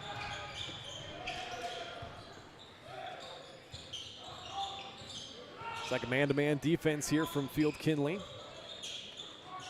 Frost gets it to Carr, now the all-time leading scorer for the Bulldogs. And Baldwin turns it over for the first time. In transition, a nice backdoor pass. Fielding got a little bit too deep that time. He turns it right back over.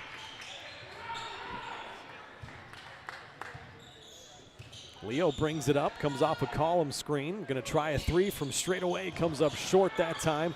An offensive board from Carr to column, and he lays it home.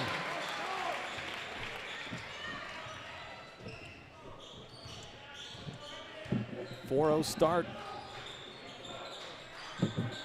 here for Baldwin.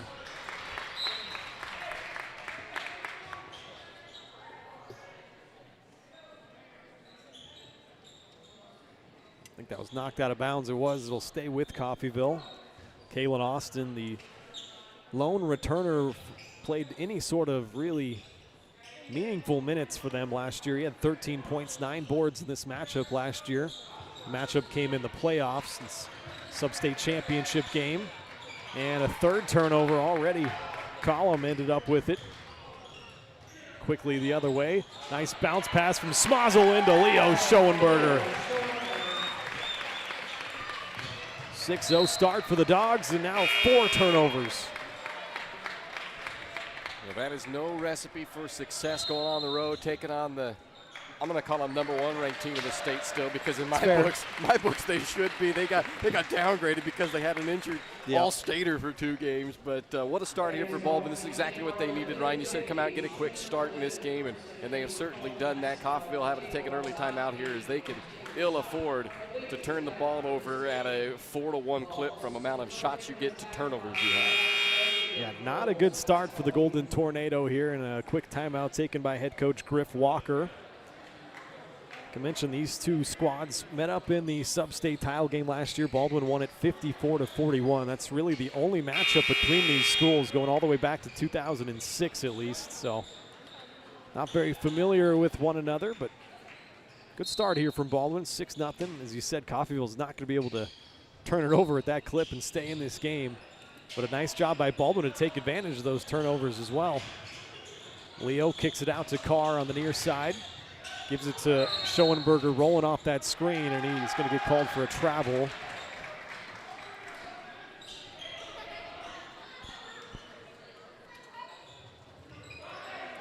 Baldwin going to show a little bit of full court pressure here.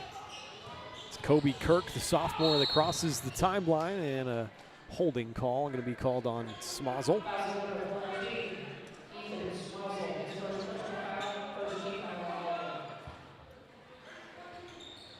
Baldwin has won 4 straight games since they've got Cooper Carr back in the lineup. They were losing at halftime of the Burlington game as Carr comes away with a steal here in transition, lays it up and in. But the first game for Cooper back against Burlington, they were trailing after the first half, but then Baldwin really kicked it in gear, and since then have kind of looked like their old self.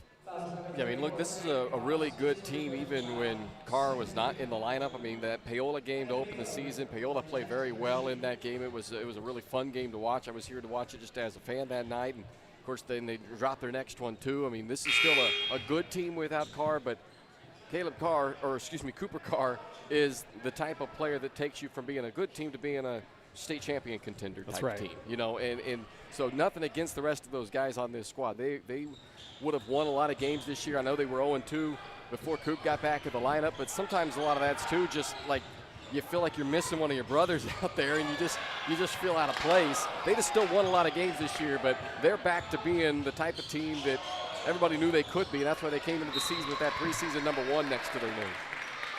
6th turnover already. Column had it down deep in there, just couldn't finish on the bunny.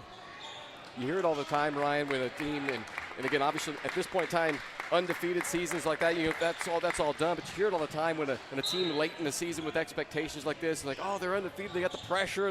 Well, that's all out the window now. So if you want to take the glass half full look at this, okay, you went through a little adversity those first couple of games. Pressure's off. You don't have to worry about, you know, what's that? Is it going to be a perfect record? Is it going to be all that? Just go out there and play basketball. Get the job done, get where you want to be on the end of the year, and that's holding that trophy. Schoenberger for 3 off of the Cooper Carr assist. Leo's already got 7 points here. Baldwin up by 10 in the early going, 11-1. Still no field goals from Coffeyville. A matchup nightmare. Schoenberger with the size to really be a tough matchup for any guard, but the guard skills to be able to shoot the ball from the outside, play on the perimeter. Trying to go back door to Austin that time. They work it back up top. Here's Kobe Kirk. Almost turned it over again, but a little flip shot, no good from Wallace Eubanks. Austin comes up with it. No, he was out of bounds. Give it to Baldwin about midway through this first quarter. Good start for them. Yeah, Coffeyville just does not look comfortable at all on the offensive end of the floor. Credit that to the length and the defensive abilities of this Baldwin team. They play so well as a unit because these guys have, I mean, think about the amount of minutes that this group has played together. You know, Jackson Wheeler in the lineup right now, maybe, you know, him aside from this group, but when you talk about Smozzle and Schoenberger and Carr and Collum, I mean, the amount of minutes that those guys have played on the basketball floor together is I don't know what it is, but it's a lot. Yeah. About 3 years that group has been out there together and mix and match a couple other guys within that. And so, you know, they play so well together. Just have that second nature. You know, they do things with each other that you don't have to communicate. They just know what each other's going to do. Good whip pass from Carr to the corner. It ends up top. Once again, a nice pass from Carr. Schoenberger attacks the rim and lays it up and in off the window. He almost had a poster right there. He was ready to gather that one. Good finish, even after that ball got tapped out. Already 9 points for Leo here in the early going. Leads the team with 23.5 points per game. He really took the reins in those first 2 games when Cooper was gone. Nice play that time. Taylor Austin spinning through the lane. First field goal made by Coffeyville. Quickly the other way. Jackson Rude couldn't get it to drop, but it'll stay here. Collum and Frost back into the game. They'll replace Schoenberger and Smozzle. Wheeler and Rude out there off the bench as well. I mentioned Jackson Wheeler in the open coming off a career-high 11-point performance against Bueller. He seems to just be getting better and better each game.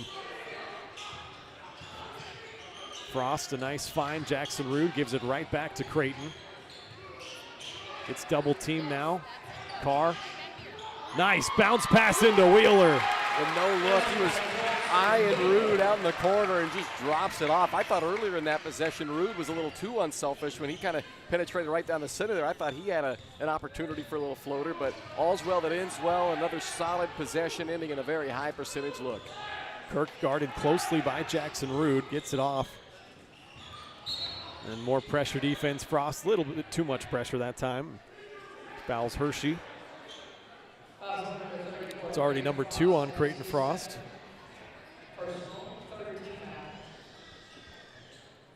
Once again, no Logan Scott here tonight. He's now missed 3 straight games. As Coffeyville gets it inbounded, down by 12 here in the early going. Austin going to try a mid-range jump shot, no good. Rebound to Jackson Rude. Outlets it to Carr. Carr gets fouled in transition. That's going to go against Kobe Kirk.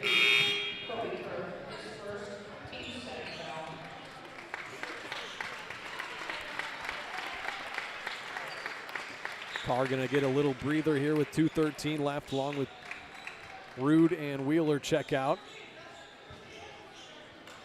So Frost, Leo, Smozzle, Devin Wadle into the game for the first time, and Collum, who gets a nice pass from Smozzle. He couldn't finish through the contact, but he'll go to the line. Second foul already on Kobe Kirk.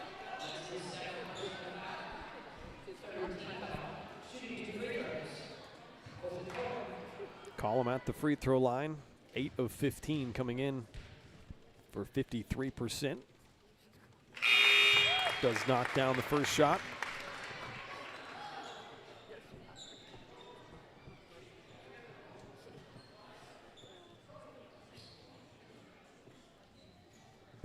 Weston Wallace Eubanks, number 25 out there.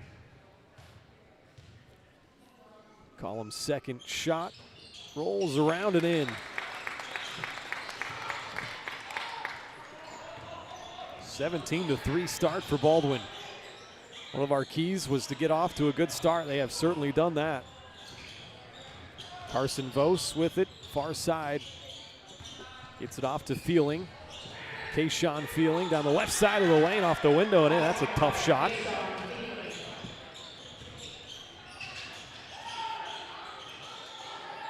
Leo gives it into Collum on the block, turns over that left shoulder, couldn't finish it through some contact.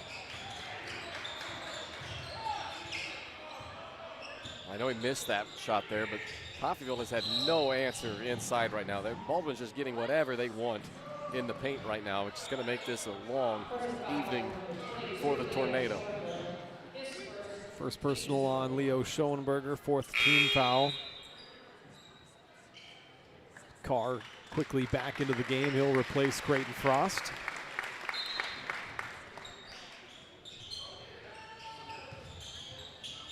Austin gets it inbounded. Get it into Keontae Stevens, gives it back to Austin. That's a three that's way too strong. Out of bounds to Baldwin.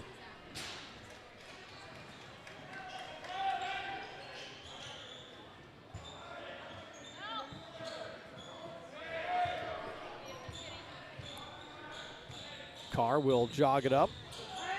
Crosses the timeline. They'll start with the 1-4 high. Smozzle trying to force a bounce pass in behind, and it was turned over. And Coffeyville gives it right back. Give Schoenberger and Smozzle some credit.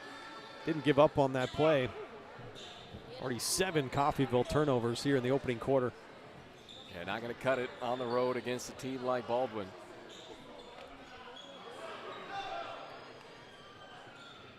Baldwin coming off a 10-point victory versus Buhler. That was in Rock Creek. Shot 49% in that game, went 3 of 10 from downtown, 13 of 20 from the free throw line. Had 36 points in the paint, and that's going to be something to watch all year long for Baldwin, as Bryce mentioned earlier. Getting it into the paint here early. Here's Devin Wadle for 3, got hit after, and they're going to give him 3 shots. Carr got undercut a little bit too on that rebound, so it looks like he's okay, a little bit slow getting up, making sure everything was still where it needed to be. Fouls on Kayshawn Feeling. That'll send Devin Wadle to the line for the first time this year. Got 3 shots. Coffeyville head coach Griff Walker, he was in a long conversation that was less a conversation and more of a scolding, it looked like, from one of the officials, and now he's working on another official and still getting the side eye from the official that was discussing it with him earlier, so he's going to have to be treading lightly here, I think. Wadle no good on the first 2 shots. Should have 1 more coming. A little bit of confusion there. You're not used to usually having 3 shots. Yeah. That's right. Well, it was also one of those, it was, again, kind of on the box out, not so much on the shot itself. You know, you could have made the argument maybe that it was a foul that would have been on the floor, which, of course, would have only been their 4th, so it wouldn't have been shots. But regardless, we play on now. Wadle does make the 3rd shot, makes it 18-5 here, under a minute to play in the first quarter. Coffeyville going to try to set up a pick and roll coming off of that. Karsten Vos, and he turned it over. Yeah. Smozzle ended up with it. Had the pick, but no roll. Other way, here comes Carr. Bounce pass looking for Leo. That got intercepted. Jump ball is going to give it back to Baldwin.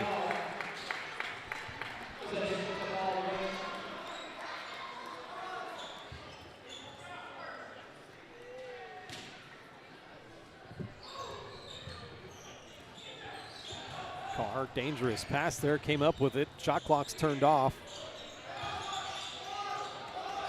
Leo had it knocked away. Collum trying to come up with it. Coffeyville does instead. 5 first quarter turnovers for Baldwin. A bit of helter-skelter action back and forth. Yeah, got a little sloppy here in this final minute and a half for Baldwin to close out this quarter. Still comfortably in front, but see if they can dial it back in. Get a bucket here to lead into the second quarter with.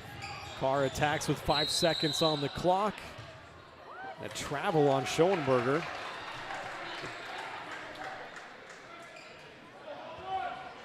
Not a last minute or 2 you're going to put on a tape. Another turnover. Schoenberger takes it away. The floater comes up well short. 10 first quarter turnovers from Field Kindley, though, and that gives Baldwin a 13-point lead, 18-5 they lead it. We'll step aside, be back with more Bulldog basketball after this.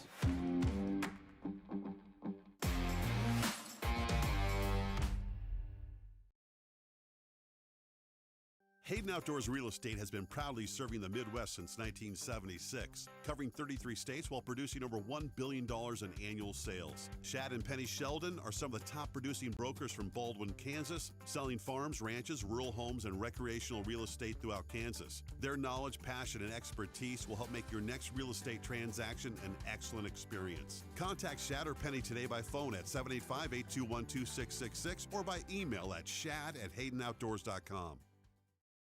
At Baldwin State Bank, we love being a part of the community in which we serve. Our roots run deep within Baldwin City, and our commitment is deeper.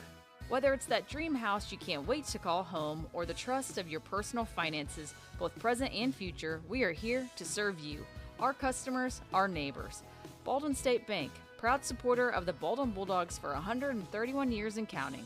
Come see us downtown or online at baldwinstatebank.com. Member FDIC, Equal Housing Lender.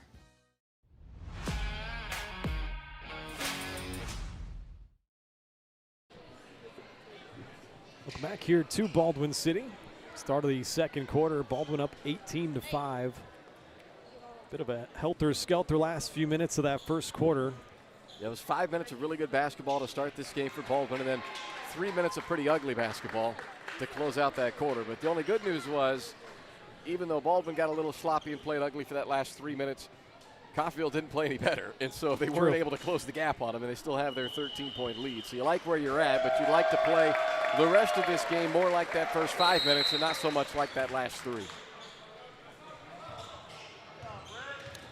So here we go. Coffeyville starts with the first possession here in the second quarter. That is Vos guarded tightly by Rude. Gives it off to Feeling, guarded by Carr. Almost knocked it away. They give it off to Austin in the high post. And a nice move on Schoenberger. Gets down low. Kalen Austin, 4 points. That is Homer Rice, number 11, into the game. Had it rejected, but there was a foul. Homer Rice, a senior, getting some action off the bench this year.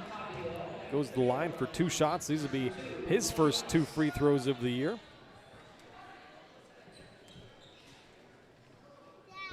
It's a second foul on Weston Wallace Eubanks. First shot is good from Homer Rice.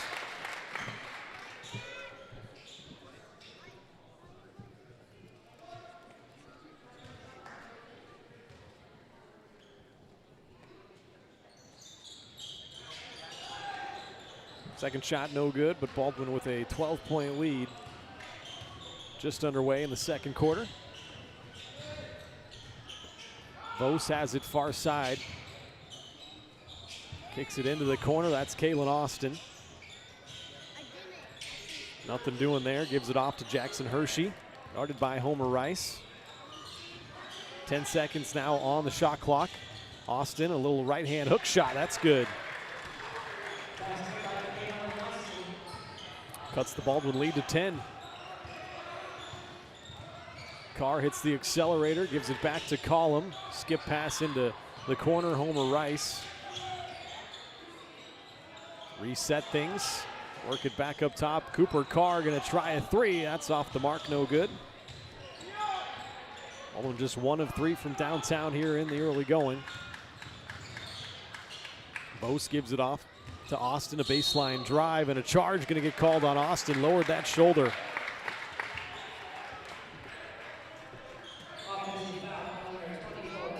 Be his first personal.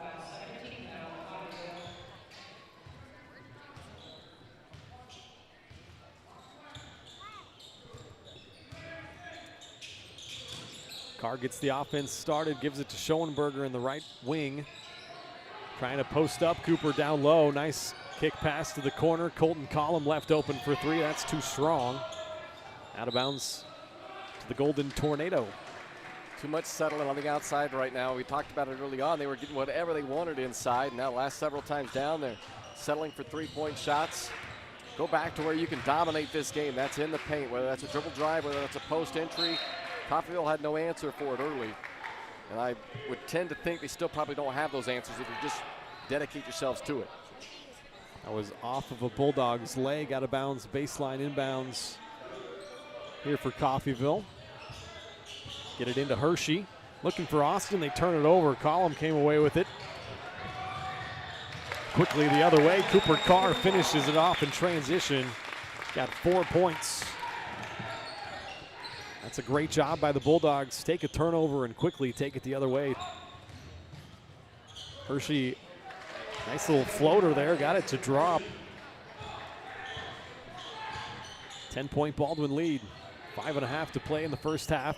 Carr, a nice find. Leo Schoenberger, a long three. That's no good. One and done possession there.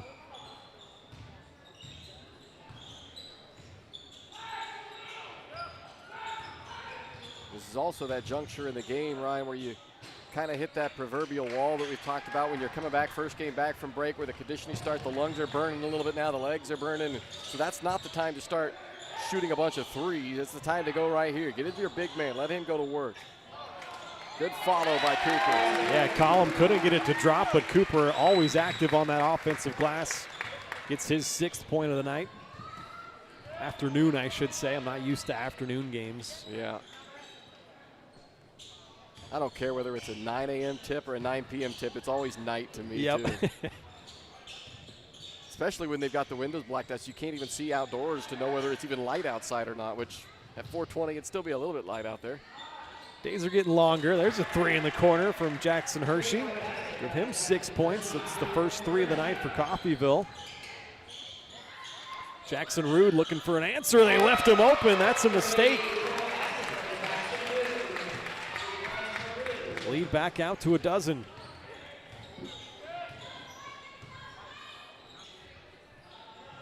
Up midway through the second quarter. Hershey working on Rice, gets it up top to Austin. Guarded out there by Schoenberger. Asking for a screen. Austin gets down the left side of the lane, got fouled.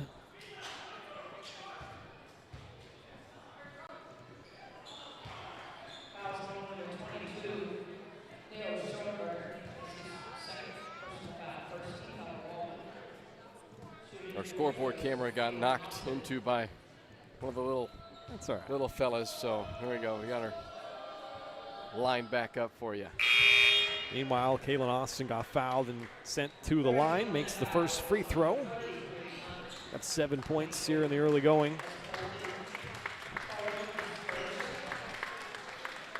Baldwin lead it by 11. One more shot coming here from Austin.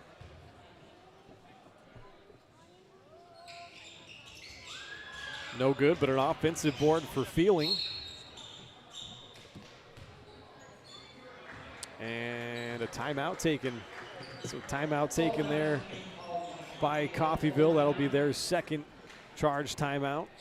Give me a chance to remind you that Baldwin Sports Live is presented by Hayden Outdoors Real Estate. Shad and Penny Shelton are your Baldwin City area brokers, and they would like you to check out the Pleasant Grove build site.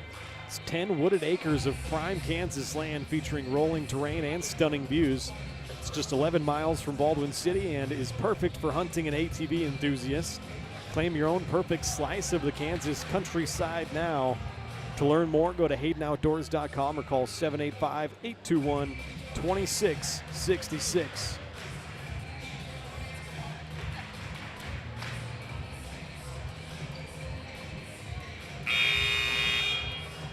Baldwin lead it by 11. Largest lead of the night's been 14.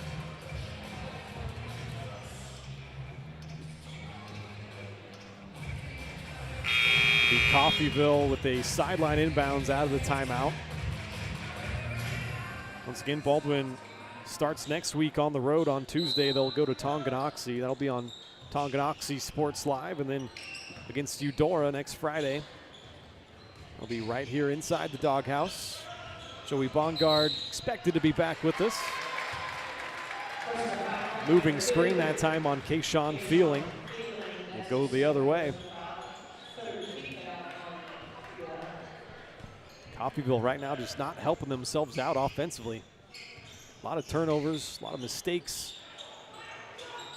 Carr gets it off to Schoenberger. Little flare screen for Cooper. He drives in and splits a couple of defenders, gets his own offensive board and taps it in. Lead back out to 13. Austin bounces one inside. That's Keontae Stevens. Now kick it out, Crawford Davis. Good defense there by Schoenberger. Oh, almost came away with the steal. Would have had a breakaway. 6 seconds on the shot clock. Knocked away by Carr and stolen. Here comes Cooper in transition. Layup, little too strong. Smazel couldn't put it back in there, but Leo cleans it up.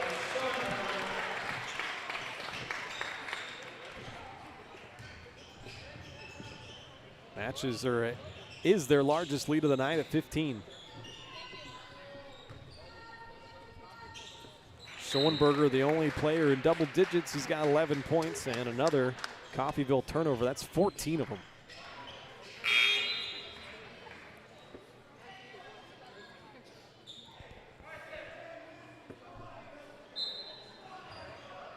Wallace Eubanks checks back in for Coffeyville. Feeling checks out, and Carr will walk it up. Jackson Wheeler back out there. In the lane, Schoenberger kicks it out to Smazel, tries a three, no good. Jackson Wheeler, a big offensive rebound, but a foul on the floor.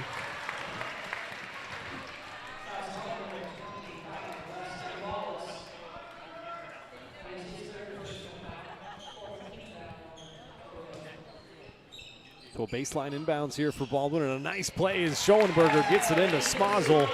He lays it home.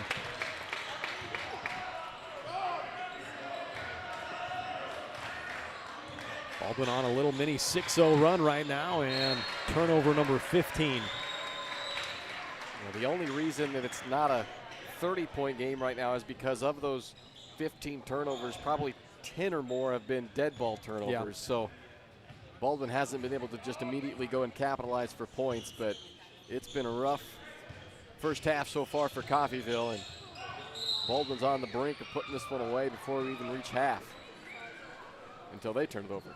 Called Leo for a double dribble there. Number 7 in terms of turnovers for Baldwin.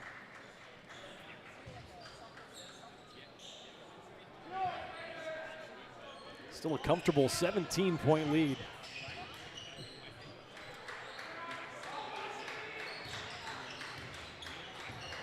Austin crosses the timeline, goes behind the back. Hands it off to Keontae Stevens. Stevens had it tipped away and stolen. Here comes Schoenberger. He got fouled by Stevens. Not the worst thing if you're Stevens. I think Carr was the one that knocked that ball away. I guess it is a bonus as well, so regardless, an opportunity to score, but that was likely going to be layup territory for Baldwin. Now Leo will have to earn him at the free throw line. Best free throw shooter on the team, coming in at 88%. He's taking 57 free throws coming into play, 50 of 57. Well, he should. You know, like he's the type of player with, again, his size, his ability to, you have to respect the three-point shot because he certainly is capable from out there, but he's not what I would call a sharpshooter from three by any stretch, but he's capable out there, so you have to respect it, which allows him to then penetrate and get inside, and that's where he's the most lethal, is when he attacks the basket. So he should be a guy that gets to the line 10 times a night. Missed the second free throw. Carr got an offensive board, but Wheeler couldn't stick that in there. 33-15, Baldwin lead. Cross-court pass, Stevens attacks the middle, kicks it out. That is Hershey for three, that's no good. Offensive board for Coffeyville. And a steal here from Creighton Frost. He's out in front of the pack. And Frost, nice pump fake, and he finishes it. I'm not sure he ever really had possession of that ball until the very end there. So that was a good job of collecting himself. Let the defender run past. Make sure you've got a good grip on that basketball before you go up and score it. Hershey lays one off. Wallace Eubanks couldn't finish it. Rebound, Leo Schoenberger. Here comes Carr in transition. Gets past everybody, tries a circus reverse lay-in, but He got fouled.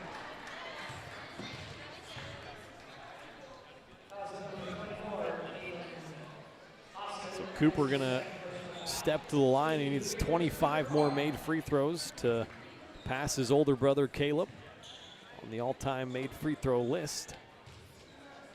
You're running down all of the records that Cooper has either set or is within range of setting on the basketball court. And you didn't even start talking about what he's done on the soccer pitch as well, where he's rewritten those record books. I mean, it has been one heck of a career as a Bulldog for Cooper Carr. And I'm not sure what just happened here. The official, as Cooper was getting ready to shoot, blows his whistle. I think he's given a warning to the bench on Coffeyville, but that's one where you'd like to at least see him let Cooper finish shooting the free throw and then hand out the warning, as Griff Walker does not see it the same way as the official. He and the officials have not been buddy-buddy yet since this game tipped off. But back to Cooper, I mean, what a career he has put together from an athletic standpoint here at Baldwin High School, and it's certainly not over yet, but just an outstanding career and just an outstanding young man as well. Oh, yeah.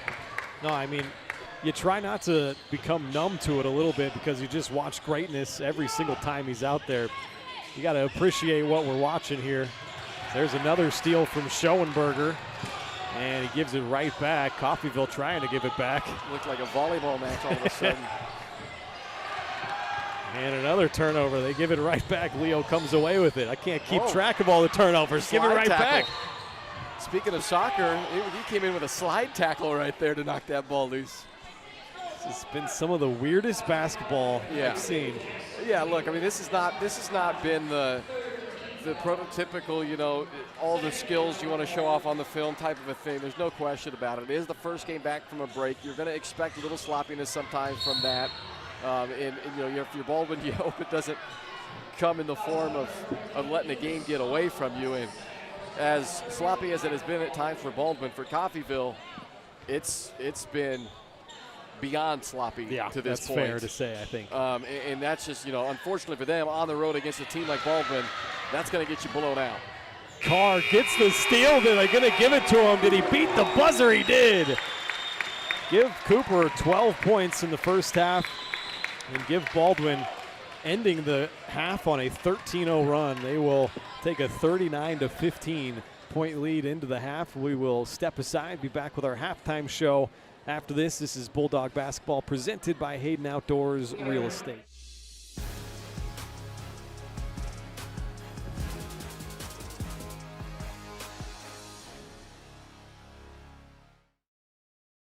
Kelly Neufeld and his team at Farm Bureau Financial Services are there to help you prepare for the unexpected and protect your future. With customized insurance plans and comprehensive financial planning, Kelly and his team will help increase your confidence in your overall financial well-being. Come meet the team at their new office in downtown Baldwin City at 714 8th Street, or give them a call at 785-594-1055 to set up a meeting with Kelly Neufeld at Farm Bureau Financial Services in Baldwin City. It's your future. Let's protect it. Charlie was born at LMH. We had a great team of nurses. Not only did they check in on us regularly, they always asked if we had questions, always made sure that we understood what was going on. I cannot say enough wonderful things about the labor and delivery, family birthing, and mother baby care team at LMH Health. We had to put our entire trust into their hands, and just everyone was so friendly and so supportive. At Fort Scott Community College, we understand that a scary part of figuring out your future isn't only answering the question, what should I do, but where do I belong? Maybe you belong here as part of Fort Scott Community College's John Deere Tech program. Maybe you belong here as part of the perennial playoff-bound Greyhound baseball team. I don't know where you've been or where you're headed, but I know we're saving a spot for you because you belong at Fort Scott Community College. For unbeatable service, there's only one choice you can count on. Clint Davis and the team at One Choice Heating, Ventilation, and Air Conditioning have been keeping Baldwin City comfortable since 2011. Whether you need quick repairs, seasonal maintenance, or a brand new system, Clint and his team have you covered. Schedule an appointment today by calling 9329 and sign up for the preferred maintenance plan for special discounts. One Choice Heating, Ventilation, and Air Conditioning. The choice for the comfort of your family.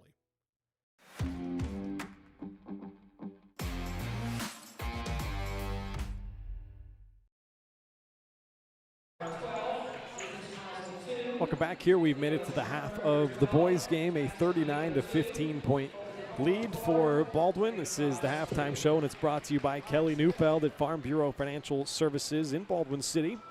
Excuse me. If you're looking for a personal service from a local agent, then Kelly Neufeld is your guy. Give him a call, 785-594-1055. Kelly and his team are proud supporters of the Baldwin Bulldogs, and they would love to support you and your financial future as well. Farm Bureau Financial Services. It's your future. Let's protect it. Let's run down the first half numbers. First for the visitors from Coffeyville. Kayshawn Feeling had 2 points, also 2 fouls in that first half, so he had to sit out a little bit. Jackson Hershey had 6 points, hit 1 3, went 1 of 2 from the free throw line. Kaylin Austin led the way with 7 points for them, also went 1 of 2 from the free throw line. But that is it for Coffeyville. Not a whole lot of scoring, only 15 points put up in that first half. They turned it over 20 times in that first half, which I'm glad they stopped because that was all the amount of spots I had to keep track of turnovers. So you said we've made it to the half when you came. I don't know whether that was intentional or not, but that's what it felt like, is we've made it to the half, because that first half, it was kind of it was like a get through it. If you're Coffeyville, it was certainly a let's just get this one over. Let's try to hit the reset button in this second half. We'll see if they can. I mean, some of it was Baldwin's defensive pressure, but quite honestly, a lot of it was just Coffeyville's own doing. They just shot themselves in the foot too many times in that first half. Baldwin finally started taking advantage of it a little bit later in that first half, but this really honestly should be about a 35-point game instead of a 24-point game. Yeah, really. I mean, we've talked about it at length so far. This is the first game back from a little bit of a lengthy couple weeks and a half break, so you expect to see a little bit of sloppiness, but it's been especially sloppy here, and 20 turnovers in the first half, that's not going to get it done. But as for Baldwin, they also turned over 9 times. It's not a great number for them. They average 10 turnovers a game, so 9 in the first half isn't great. But their scoring numbers look like this. Jackson Rude, 3 points and a rebound. Devin Wadle had 1 point from the free throw line. Homer Rice also 1 point from the line. Cooper Carr is tied for leading the way offensively with Leo. They both have 12 points in that first half. Carr has 4 offensive rebounds and also at least 3 assists and 4 steals in that first half. So another great first half from Cooper Carr. You never get sick of saying it. Ethan Smazel, 2 points, a rebound, and an assist. Leo Schoenberger mentioned his 12 points and 3 rebounds, couple of assists as well, and 4 steals for Leo. Jackson Wheeler, 2 points and 1 rebound, and Colton Collum, 4 points, 2 of those from the line. He had 3 steals in that first half, and Creighton Frost added 2 points as well. Mentioned Baldwin turned it over 9 times. They go 7 of 11 from the free throw line and 2 of 7 from downtown. They lead it by 24 points here, 39-15. We'll step aside here and be back with more on the halftime show after this.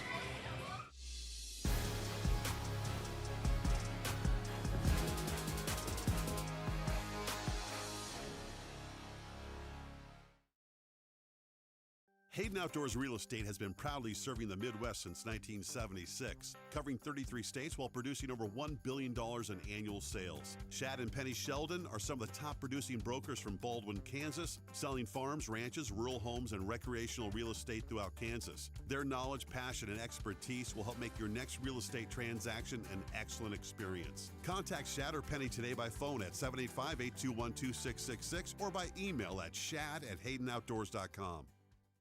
New charges related to insurance fraud and theft. Ripping off about 90 homeowners. Stewart ripped him off. The roofing industry is rough these days. Hometown Construction is Baldwin City's very own hometown solution for roofing and siding needs. We know there's more important things than just money. We give detailed estimates and on-site supervision during all projects. We focus on one job at a time so that you have our undivided attention. Contact us today. Go Bulldogs! At Baldwin State Bank, we love being a part of the community in which we serve. Our roots run deep within Baldwin City, and our commitment is deeper. Whether it's that dream house you can't wait to call home or the trust of your personal finances, both present and future, we are here to serve you, our customers, our neighbors. Baldwin State Bank, proud supporter of the Baldwin Bulldogs for 131 years and counting. Come see us downtown or online at baldwinstatebank.com. Member FDIC, Equal Housing Lender. When it comes to building your dream home, quality matters. For residential or commercial, Jetmore Construction and Cabinetry brings precision, passion, and Baldwin City pride to every project. They specialize in complete home build and custom cabinetry to help your dream space become a reality. For a free quote, call 785-248-0698 and follow them on Facebook to check out their latest projects. Jetmore Construction and Cabinetry. Built local, built right, built for Baldwin City. Trindle Lumber Company is the go-to stop for every do-it-yourselfer and professional contractor. They carry a wide variety of plumbing, electrical, and hardware products, along with a vast selection of windows, doors, and paint. Their full-service drive-through lumber yard has what you need for every project and offers free estimates and professional delivery. At Trindle Lumber Company, you get the right products with the best service. Stop by at 1516 South Main in Ottawa or call 785-242-8144. Charlie was born at LMH. We had a great team of nurses. Not only did they check in on us regularly, they always asked if we had questions, always made sure that we understood what was going on. I cannot say enough wonderful things about the labor and delivery, family birthing, and mother baby care team at LMH Health. We had to put our entire trust into their hands, and just everyone was so friendly and so supportive. At Fort Scott Community College, we understand that a scary part of figuring out your future isn't only answering the question, what should I do, but where do I belong? Maybe you belong here, preparing for a career in healthcare as part of Fort Scott Community College's nursing program. Or maybe you belong on stage as part of the Hounds band or theater department. I don't know where you've been or where you're headed, but I know we're saving a spot for you because you belong at Fort Scott Community College.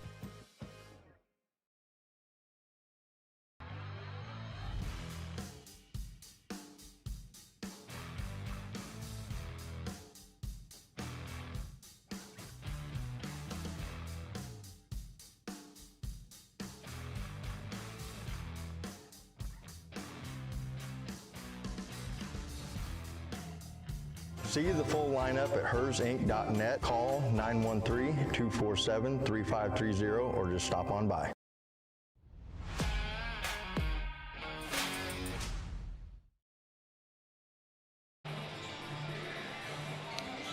Welcome back here. Just about set for the start of the third quarter. Baldwin up 39-15. That was our halftime show brought to you by Kelly Neufeld and all the great people at Farm Bureau Financial Services. Give them a call at 785-594-1055. Kelly and his team are proud supporters of the Baldwin Bulldogs, and they would love to support you and your financial future as well. Farm Bureau Financial Services, it's your future. Let's protect it. Baldwin going to start second half with the basketball. Cooper crosses the timeline. 12 first half points, 4 rebounds for Cooper. Also 12 points for Leo. It's knocked out. Will stay here. Baseline inbounds for Baldwin.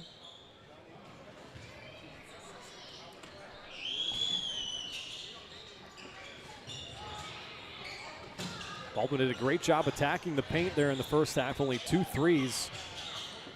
Only took 7. Once again, they get it inside, and Colton Collum lays it home.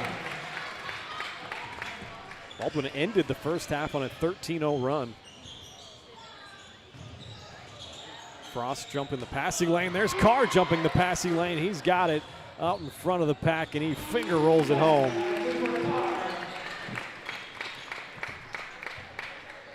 At least the 5th steal here tonight from Cooper.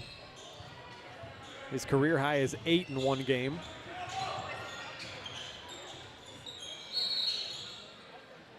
Going to get a foul down low on Baldwin. It'll be Ethan Smozzle, and that'll be number 3 on Smozzle.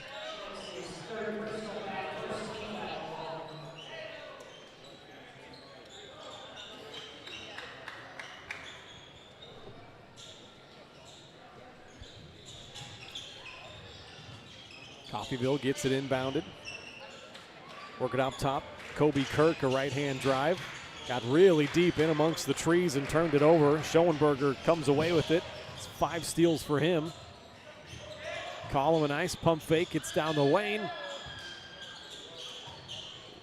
Schoenberger came up with it. They work it around to Frost in the corner for 3. That's no good, but an offensive board. Collum, and he'll go to the line for 2. Baldwin staying very active on the offensive glass.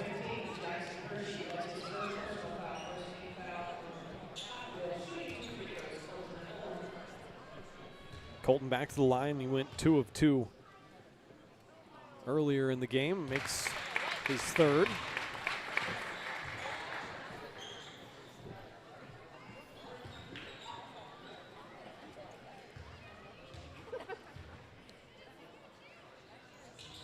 Second shot also good. That stretches the lead out to 30.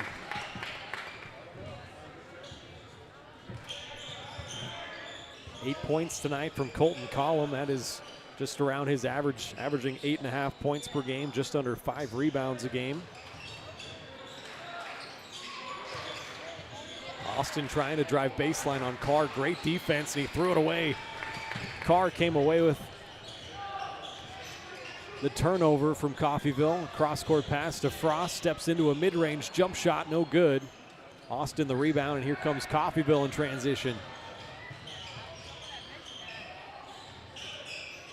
Hershey stops, pivots, and an up and under move. That's a nice one off the glass. Hershey has 8 points tonight.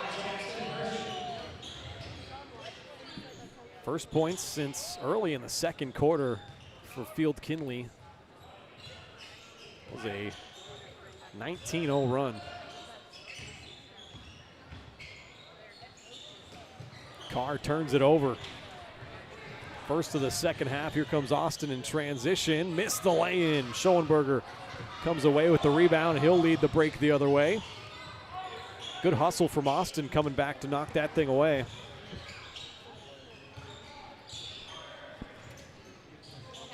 Kayshawn Feeling drives baseline, got shut off. Somehow kept his pivot foot.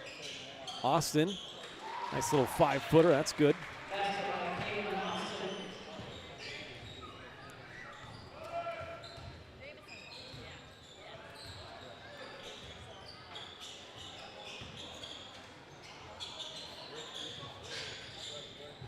Work it near side. Now Frost gives it right back to Cooper Carr. Skip past into the corner. Ethan Smozzle tries a 3, comes up short.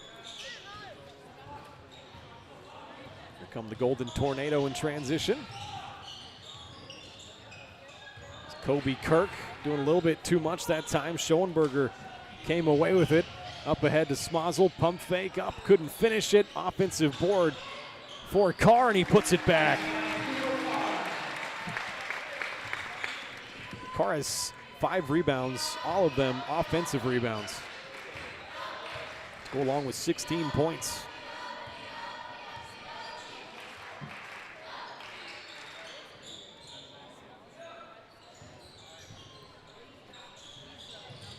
Hershey a baseline jumper, no good. Austin an offensive rebound.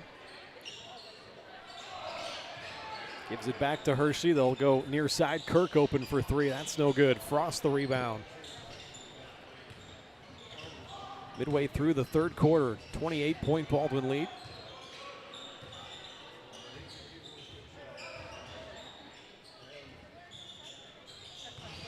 Smozzle, a nice drive down the left side of the lane and lays it in.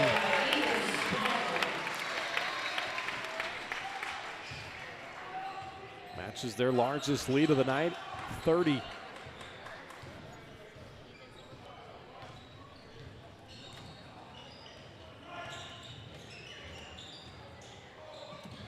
Kirk bounces it to Kayshawn Feeling around the high post area. A fadeaway jump shot's no good. Nice strong rebound, Schoenberger. He's got 12 points and 5 boards.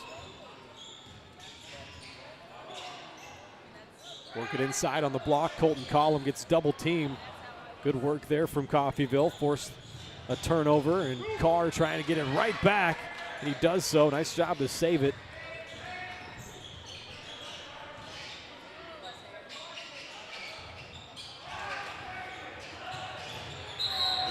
Back and forth we go once again, and Baldwin's going to keep the ball off of a Coffeyville foul. That was Keontae Stevens diving for that ball.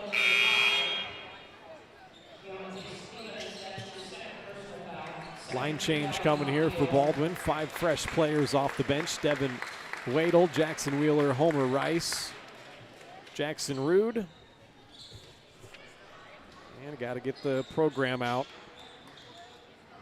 24, Carter Treebomb. He's seen a little bit of time here in a couple games ago. I think that was the Lewisburg game. Got an assist in that game. It's good to see Carter back out there. Homer takes a 3 near side, no good. Rebound ended up out of bounds. It'll go to Coffeyville.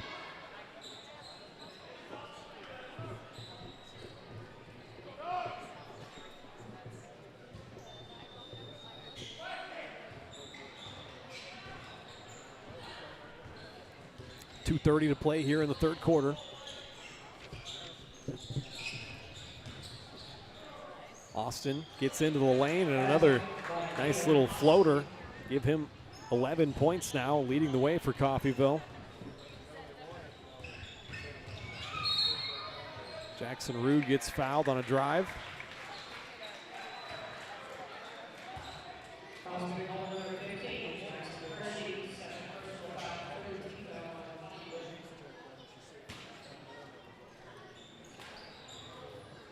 Give it to Wadle off the baseline inbounds. A nice little bounce pass. Wheeler couldn't force it up there. Got a little bit too deep.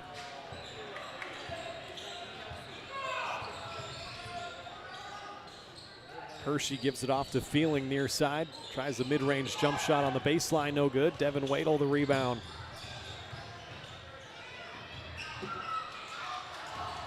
Rude able to rip that thing away. Almost a jump ball. Wadle, man, this is not a good start to possession, and Coach Blanchett thought the same thing. Good use of a timeout right there. That is Baldwin's first charge timeout. Give me a chance to remind you, Baldwin Sports Live is brought to you in part by Rice Precision Manufacturing. It's a family-owned company right here in Baldwin City. They service many different industries, from food processing to heavy and light industrial, oil and gas, and many more. With state-of-the-art machine tools, Rice Precision provides a great work environment that offers excellent pay and competitive benefits. It's the perfect place to start your next career. Find out more by emailing jobs@rice-precision.com.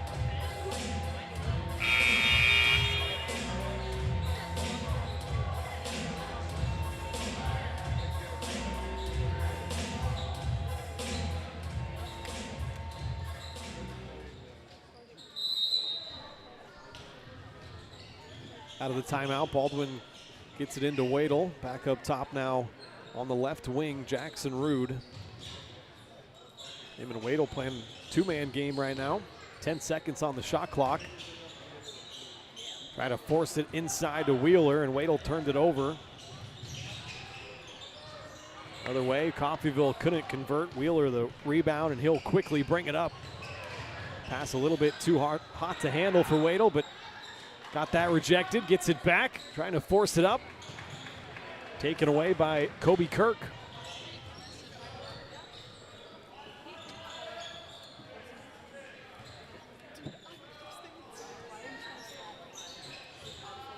Forced inside, that's Kayshawn Feeling, and he puts it up and in for his 4th point of the night.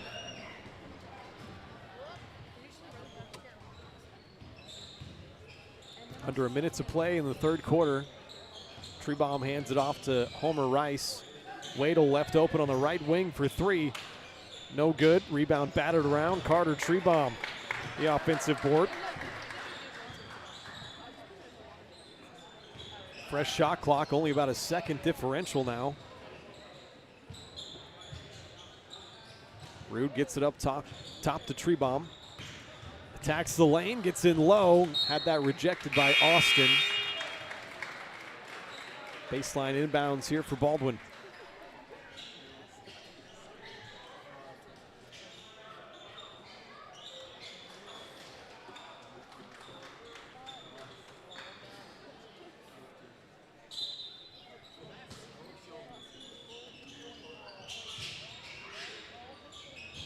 Trebaum gets it into Jackson Root on the far side.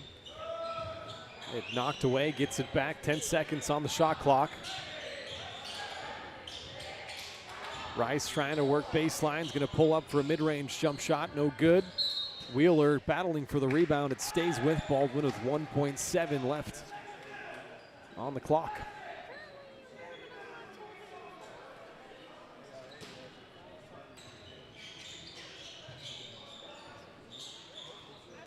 Get it into Jackson Wheeler. The mid-range jump shot won't go, and that will end the third quarter. Baldwin up 49-23. We'll step aside and be back with the fourth quarter after this. You're watching Bulldog basketball on Baldwin Sports Live.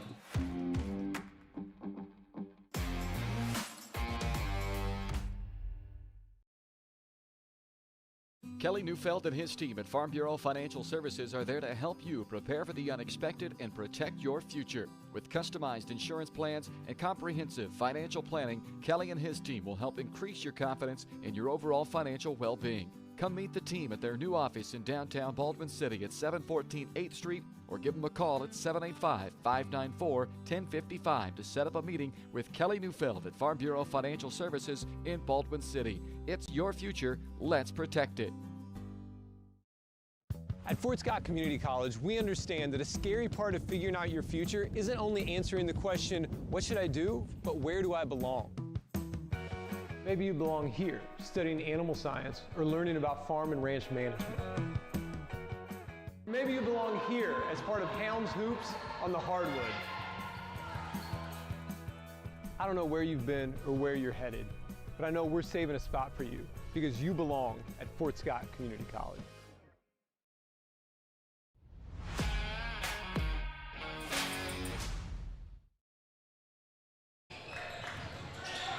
Back here, start of the fourth quarter, 49-23. Baldwin leads it. Tayshawn Feeling too strong on a three. Schoenberger away with the rebound. Starters back out there for Baldwin. See how long they keep him out there. Frost open for three in the far corner. Comes up short there. I'd expect him to get a couple of minutes here maybe, especially if things go well. Break a sweat again coming out after the quarter and then hand it off to center to the finish line with that second group again. But you'd like to see this couple of minutes that I expect to be out there to go well, because again, I mean, end result looks like you're probably going to come out here with a W again here tonight, but it has not been the smoothest of execution of a game, especially in this second half to this point, even for that starting group. There you go. Carr comes up with his steal off the inbounds. Right hand lay-in, got hacked. Couldn't get it up in time. He'll go to the line for two. That's at least 7 steals for Carr. He's coming up on his career high. Where's he at on that all-time list? Number 1. He's yeah, career steals. On that too? Oh yeah. In fact, he broke his own single season steals record last year, so he might do it again this year. I still, for my money, Coop may have passed him in quantity, but in quality of steals, my vote goes to Caleb. He's got the best knack of just a pick in a pocket that I've seen from many players. Now, I didn't get to watch Pops play, and I believe Coach Carr is up there, if not number 1. He's high up on the list at Mid-American Nazarene for career steals. He may be the career steals leader at MNU. I'm going to have to do some digging on that. Schoenberger looked like he was going up for a jam that time. Got fouled. He'll go to the line. So I'm sure he would have something to say when I say Caleb had the best knack of just picking the pocket, because Dad might have something to say about that. But I never got to watch Pete play, so I can't vouch for that one. But regardless, the Carrs, they know how to steal a basketball. 100%. They got another young one coming up in the ranks now, Spencer Carr. He's a freshman. We haven't seen him yet on the varsity floor, but we might before the year's out. Here he's got good jump shot, a lot of talent like the rest of the family. Leo misses both free throws. That's not like him.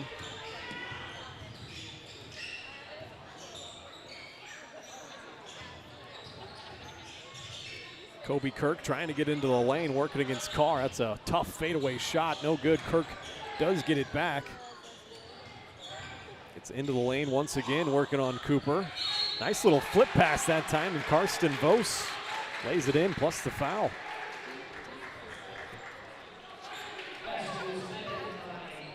First points tonight for Vos. He'll go to the line, try for one more. Carter Trebaum back into the game. He'll check in for Creighton Frost.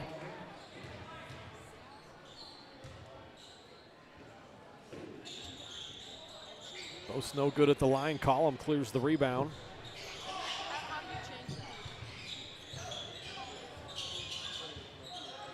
Schoenberger gives it off to Carter Trebaum. Had an open shot. Passed it up though. Carr took the shot. No good. Carter for three. Oh, a little off back iron that time. Feeling in transition. He got fouled by Trebaum. He'll get 2 shots. Just shy of that running clock 30-point advantage.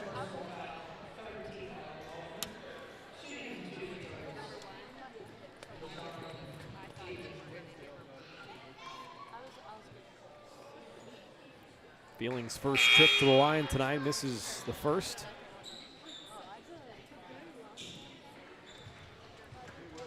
Coffeyville's a team that's been averaging 55 points per game, so give a lot of credit to Baldwin defensively, even though we've seen a little bit of rust, I guess you can say, from Coffeyville. But yeah, it'd be interesting to see. I haven't seen any of their other games, but you know, they certainly, the turnover bug they've had in this game tonight, and again, some of that you got to credit the defensive pressure, the length. Baldwin will do that to you. You know, they've got guys who play good team defense, and just the length that Baldwin has, their knack of being able to come up with a steal. So, but a lot of them have just been unforced turnovers. So I have a feeling that Coffeyville's been a little bit out of their element in this game, and they probably have better days ahead. But you're right. I mean, only half of your scoring total, but when you turn it over 20-plus times, you're not going to score very much. Carr got the rebound, quickly got it out to Smozzle in transition. He tried to get it off to Trebaum, but fumbled it out of bounds. Yeah, I don't think Carter was expecting the pass maybe from Ethan. I think it was the right play, though, by Smozzle. The pass led him a little far, and he was going to make that a much easier attempt for Carter, but unfortunately fumbled it away. I think you can tell they're trying to get Trebaum his first points. He's out there with 4 of the other starters. Here's Hershey open for 3. Back iron, no good. Rebound tapped around. Hershey got his own miss. Collum up high to clear the rebound. Could be a jump ball here, and it is. And that'll be it for the starters now. So they're going to they get to play until the next whistle because they got the reinforcements ready to come in. Starters will get a nice round of applause here as Smozzle and all but Carr and Schoenberger actually stayed on. I was going to say, Trebaum actually comes out of there. So Schoenberger, Carr, Frost, Rude, and Wheeler. 5 out there. There's Jackson Wheeler. Nobody really around him.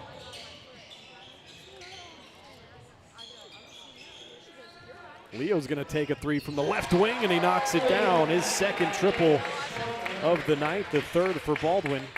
Got a little bit quiet from deep after that first quarter, but Leo puts one in there.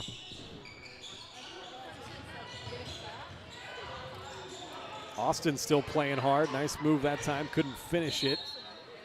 He's had some crafty buckets in this game. Leads the way with 11 points for them. Only player in double digits for Coffeyville.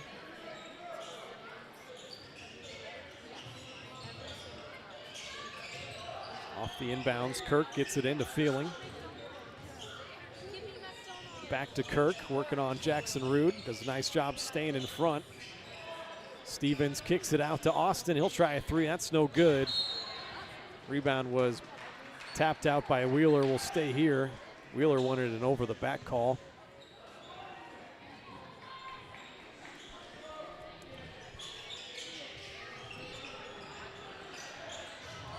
Keep an eye on number 32, though, for Baldwin, Jackson Wheeler. As I mentioned earlier, he's been getting better and better each one of these games, and he's an athletic young man. really make a difference for Baldwin off the bench in some of the big games they got coming up. There he lays one in.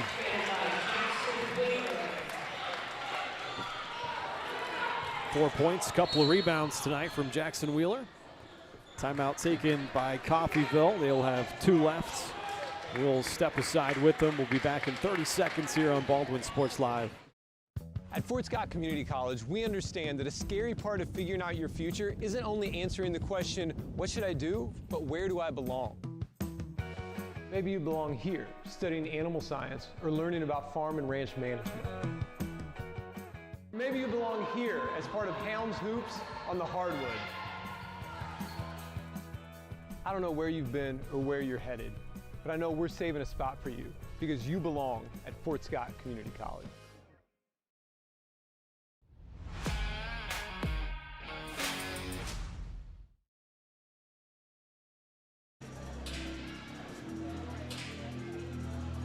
.29 Baldwin lead back here inside the doghouse. 4:01 left in this game.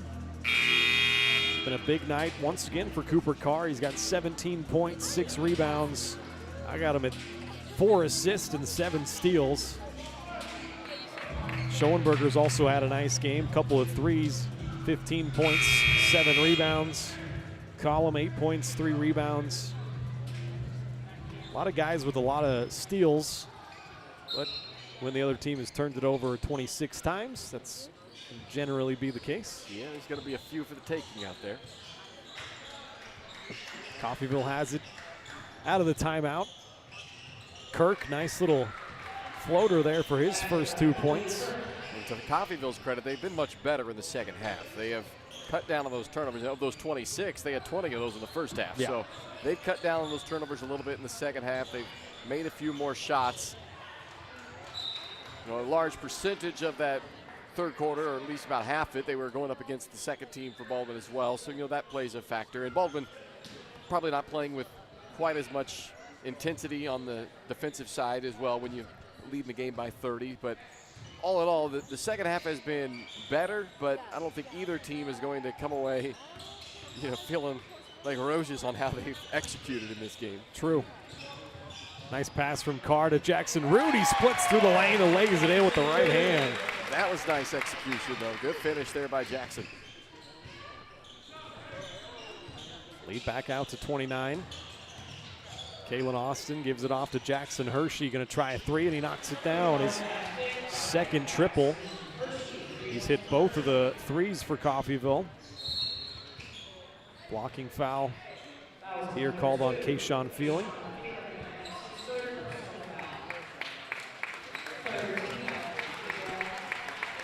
Get a line change, and I think that's going to do it for the starters. Well, Collum came back in, so and okay. Spazel. It's fair.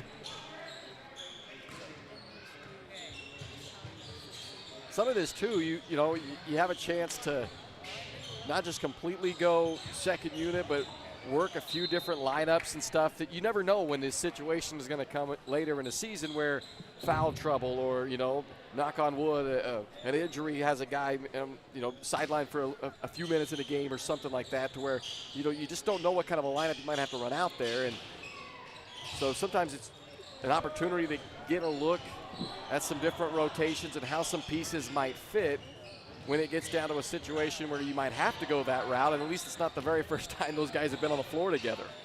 Nice pass there from Austin into Keontae Stevens, his first 2.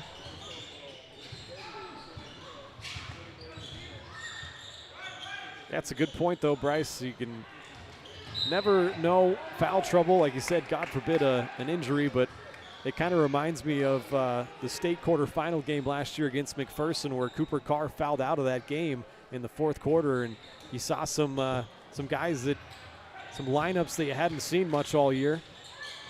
So if you can get some practice in now, that's always a positive. I mean, because even just simple things like Collum getting an entry pass from Trebon, you know? Yeah. And how many times in a game situation are they going to have that opportunity? Not very many, but here's a chance where you get that opportunity to do that. And you can do it in practice and all those things, but it's only so much the same as when you're going up against the other team. So It seems silly sometimes to just think, well, how much of a difference can it make catching an entry pass from Cooper Carr or catching the entry pass from Carter Treebomb? Well, it does make a difference. The ball comes in a little different spin. It comes in a little different angle because of the passing pocket and everything. So, getting those reps, you never know at what point later on in the season you can look back at a game like this and say, well, hey, we've been there. I know what I'm expecting now out of that, and then the execution is there.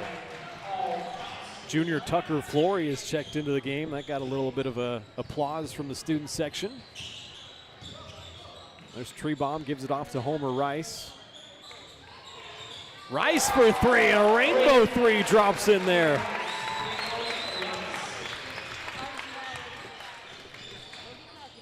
He's got 4 points. Homer Rice also had a free throw in that first half. Austin was looking for a little highlight reel here in this final 80 seconds, but the rim denied him what was attempt to be a nice little reverse slam there. Bulldogs got 4 straight league games coming up at Tonganoxie, then Eudora and Ottawa at home, and then at Lewisburg. Important stretch of their schedule. It's always a fun night when Ottawa comes to town. Got another good squad this year. Same with Eudora.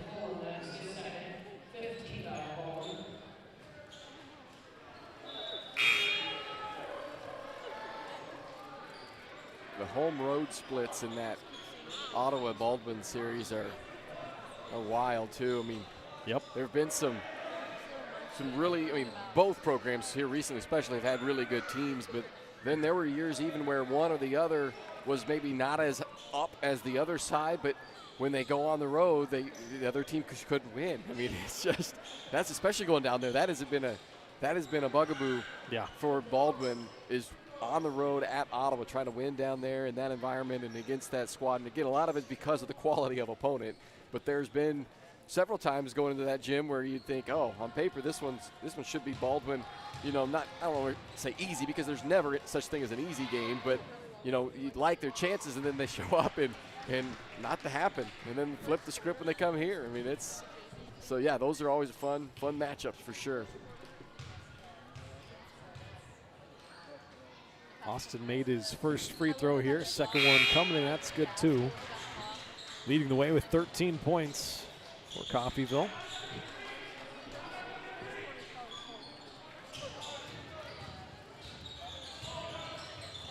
Wadle bounces it inside. Colton Collins still out there trying to get him going, and through some contact, he finishes it. Giving him 10 points now. Go along with 3 boards and 3 steals.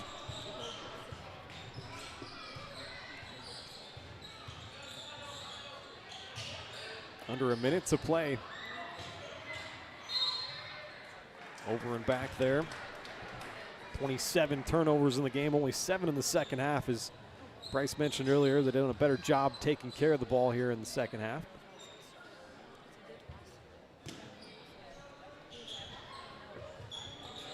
Homer Rice has it in the corner, looking to feed Collum. Do bounce it into him. He's got a big size advantage down there, and he turns and lays it in.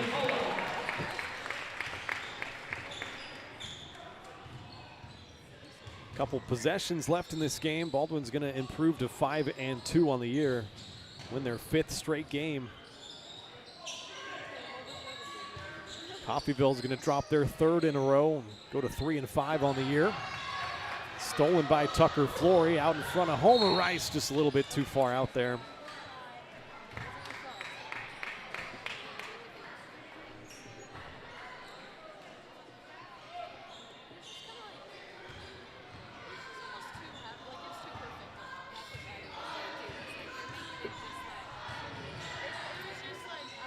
Last possession here, 5 seconds left.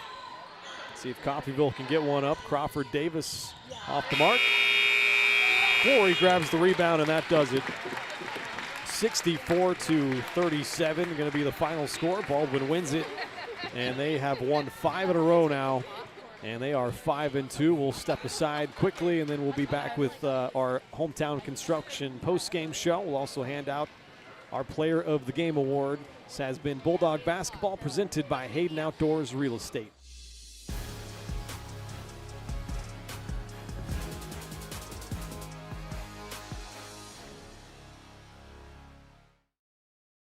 new charges related to insurance fraud and theft. Ripping off about 90 homeowners. Stewart ripped him off. The roofing industry is rough these days. Hometown Construction is Baldwin City's very own hometown solution for roofing and siding needs. We know there's more important things than just money. We give detailed estimates and on-site supervision during all projects. We focus on one job at a time so that you have our undivided attention. Contact us today. Go Bulldogs!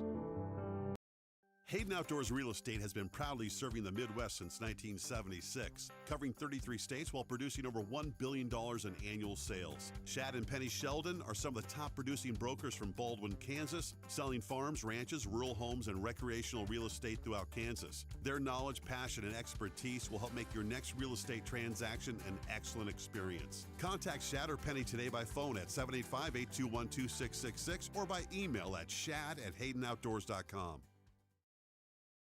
At Fort Scott Community College, we understand that a scary part of figuring out your future isn't only answering the question, what should I do, but where do I belong? Maybe you belong here, studying animal science or learning about farm and ranch management. Maybe you belong here as part of Helms Hoops on the hardwood. I don't know where you've been or where you're headed, but I know we're saving a spot for you because you belong at Fort Scott Community College. At Baldwin State Bank, we love being a part of the community in which we serve. Our roots run deep within Baldwin City, and our commitment is deeper. Whether it's that dream house you can't wait to call home or the trust of your personal finances, both present and future, we are here to serve you, our customers, our neighbors. Baldwin State Bank, proud supporter of the Baldwin Bulldogs for 131 years and counting. Come see us downtown or online at baldwinstatebank.com. Member FDIC, Equal Housing Lender. When it comes to building your dream home, quality matters. For residential or commercial, Jetmore Construction and Cabinetry brings precision, passion, and Baldwin City pride to every project. They specialize in complete home builds and custom cabinetry to help your dream space become a reality. For a free quote, call 785-248-0698 and follow them on Facebook to check out their latest projects. Jetmore Construction and Cabinetry. Built local, built right, built for Baldwin City. Lamb Roberts Price Funeral Home is honored to be your choice when the difficult time comes to plan a lasting tribute for your loved ones. There to guide you through the process from beginning to end with each family's unique traditions and beliefs in mind. Visit lamb-roberts.com to see all of the services offered, including their online pre-planning tool, or call 785-594-3644 to visit with the caring professionals at Baldwin City's only locally owned funeral service and cremation service provider, Lamb Roberts Price Funeral Home.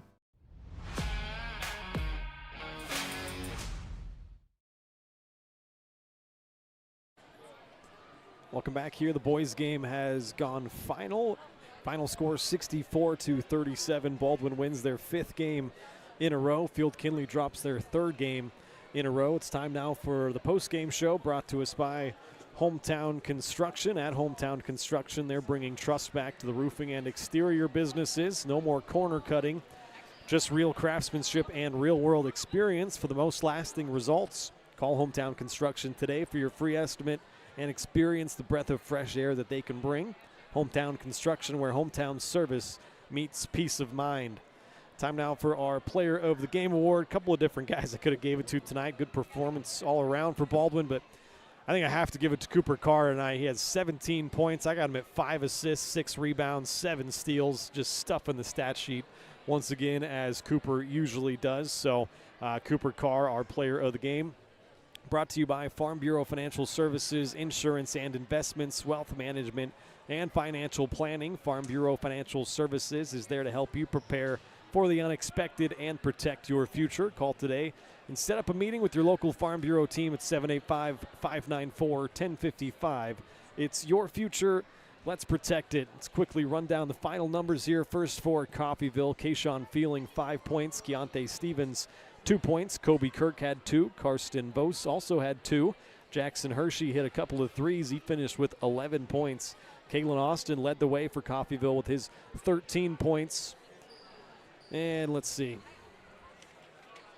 Number 12 was Paul Austin Jr. Apologize for that. He had 2 points as well for Coffeyville. They turn it over 28 times. 20 of those turnovers came in the first half. They went 5 of 9 from the free throw line and hit 2 threes as a team. As for Baldwin, Jackson Rude, 5 points and a rebound, hit 1 3. Devin Wadle, 1 point, 2 rebounds. Homer Rice had 4 points, also hit a 3. Cooper Carr was our player of the game, 17 points, 5 assists, 6 rebounds, and 7 steals. He could have had a few more than that, but a great night once again for Cooper. Ethan Smozzle, 4 points and a rebound. Tucker Flory didn't score but grabbed a rebound. Leo Schoenberger, 15 points, 7 rebounds, had 5 steals. Jackson Wheeler, 4 points, 2 rebounds. Colton Collum, 12 points, 3 boards, and 3 steals. Creighton Frost, 2 points, a rebound, and a steal. Carter Trebaum did not score but grabbed a couple of offensive boards. A lot of stats to go around tonight for Baldwin as they win this thing 64-37, and they turn it over. I got them at 15 turnovers for the game, but did a much better job in the second half cleaning up those turnovers. They went 4 of 16 by my count from downtown and 10 of 17 from the free throw line. And once again, they win their 5th game in a row and prove to 5-2. Bryce, I'm curious what your final thoughts on the boys' game was. Good to be back in the gym. Yeah. Good to get that conditioning wall broken down a little bit. You mentioned they've got a tough stretch coming up, so it was just, I think, a nice get-back game for them to get back in here, get the ball going, and make some shots, make some plays, win a ball game. Winning never gets old, and you should never apologize for winning, regardless of how pretty an execution might be at times. So, this team plays at a high standard, right? And as they should, because this is a team that has aspirations of winning a lot of big games before this season's all set and done. So I know, Coach Blanchett, Coach Carr, they hold these guys to a high standard. They're realists, too. They understand this wasn't going to be just a pristine execution coming back from a layoff. So you want to come out, you want to knock some rust off, you want to do some good things, and they did plenty of good things in this game. They also have plenty of things to say, okay, let's clean this up a little bit. Let's hit this tough stretch we've got where, we can really set ourselves up momentum-wise for this stretch run. So it's a fun team to watch. If you haven't come out and watched this Baldwin team, both girls and guys for that matter, play, I encourage you to come out and catch them here before this season's over. But this boys team, especially with this big group of seniors that they've had, these guys have been playing a lot of minutes together on this floor and going for that final run, if you will. And it's a fun team to watch. And even tonight, even amongst the ugliness at times, still a fun team to watch and a fun ball game. And good for them to get the victory and keep on keeping on. Yeah, good result here, both for the girls and the boys. The girls win their game 56-44. The boys win theirs 64-37.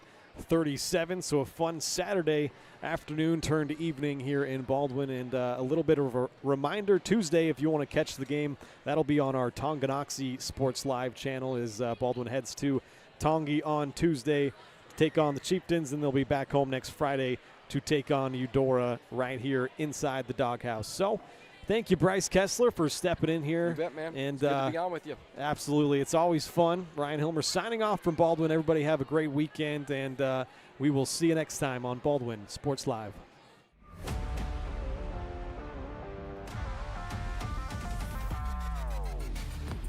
From the gridiron to the hardcourt, the pitch to the mat, don't miss any of the action. We're there with live, local sports coverage at VarsitySportsLive.com.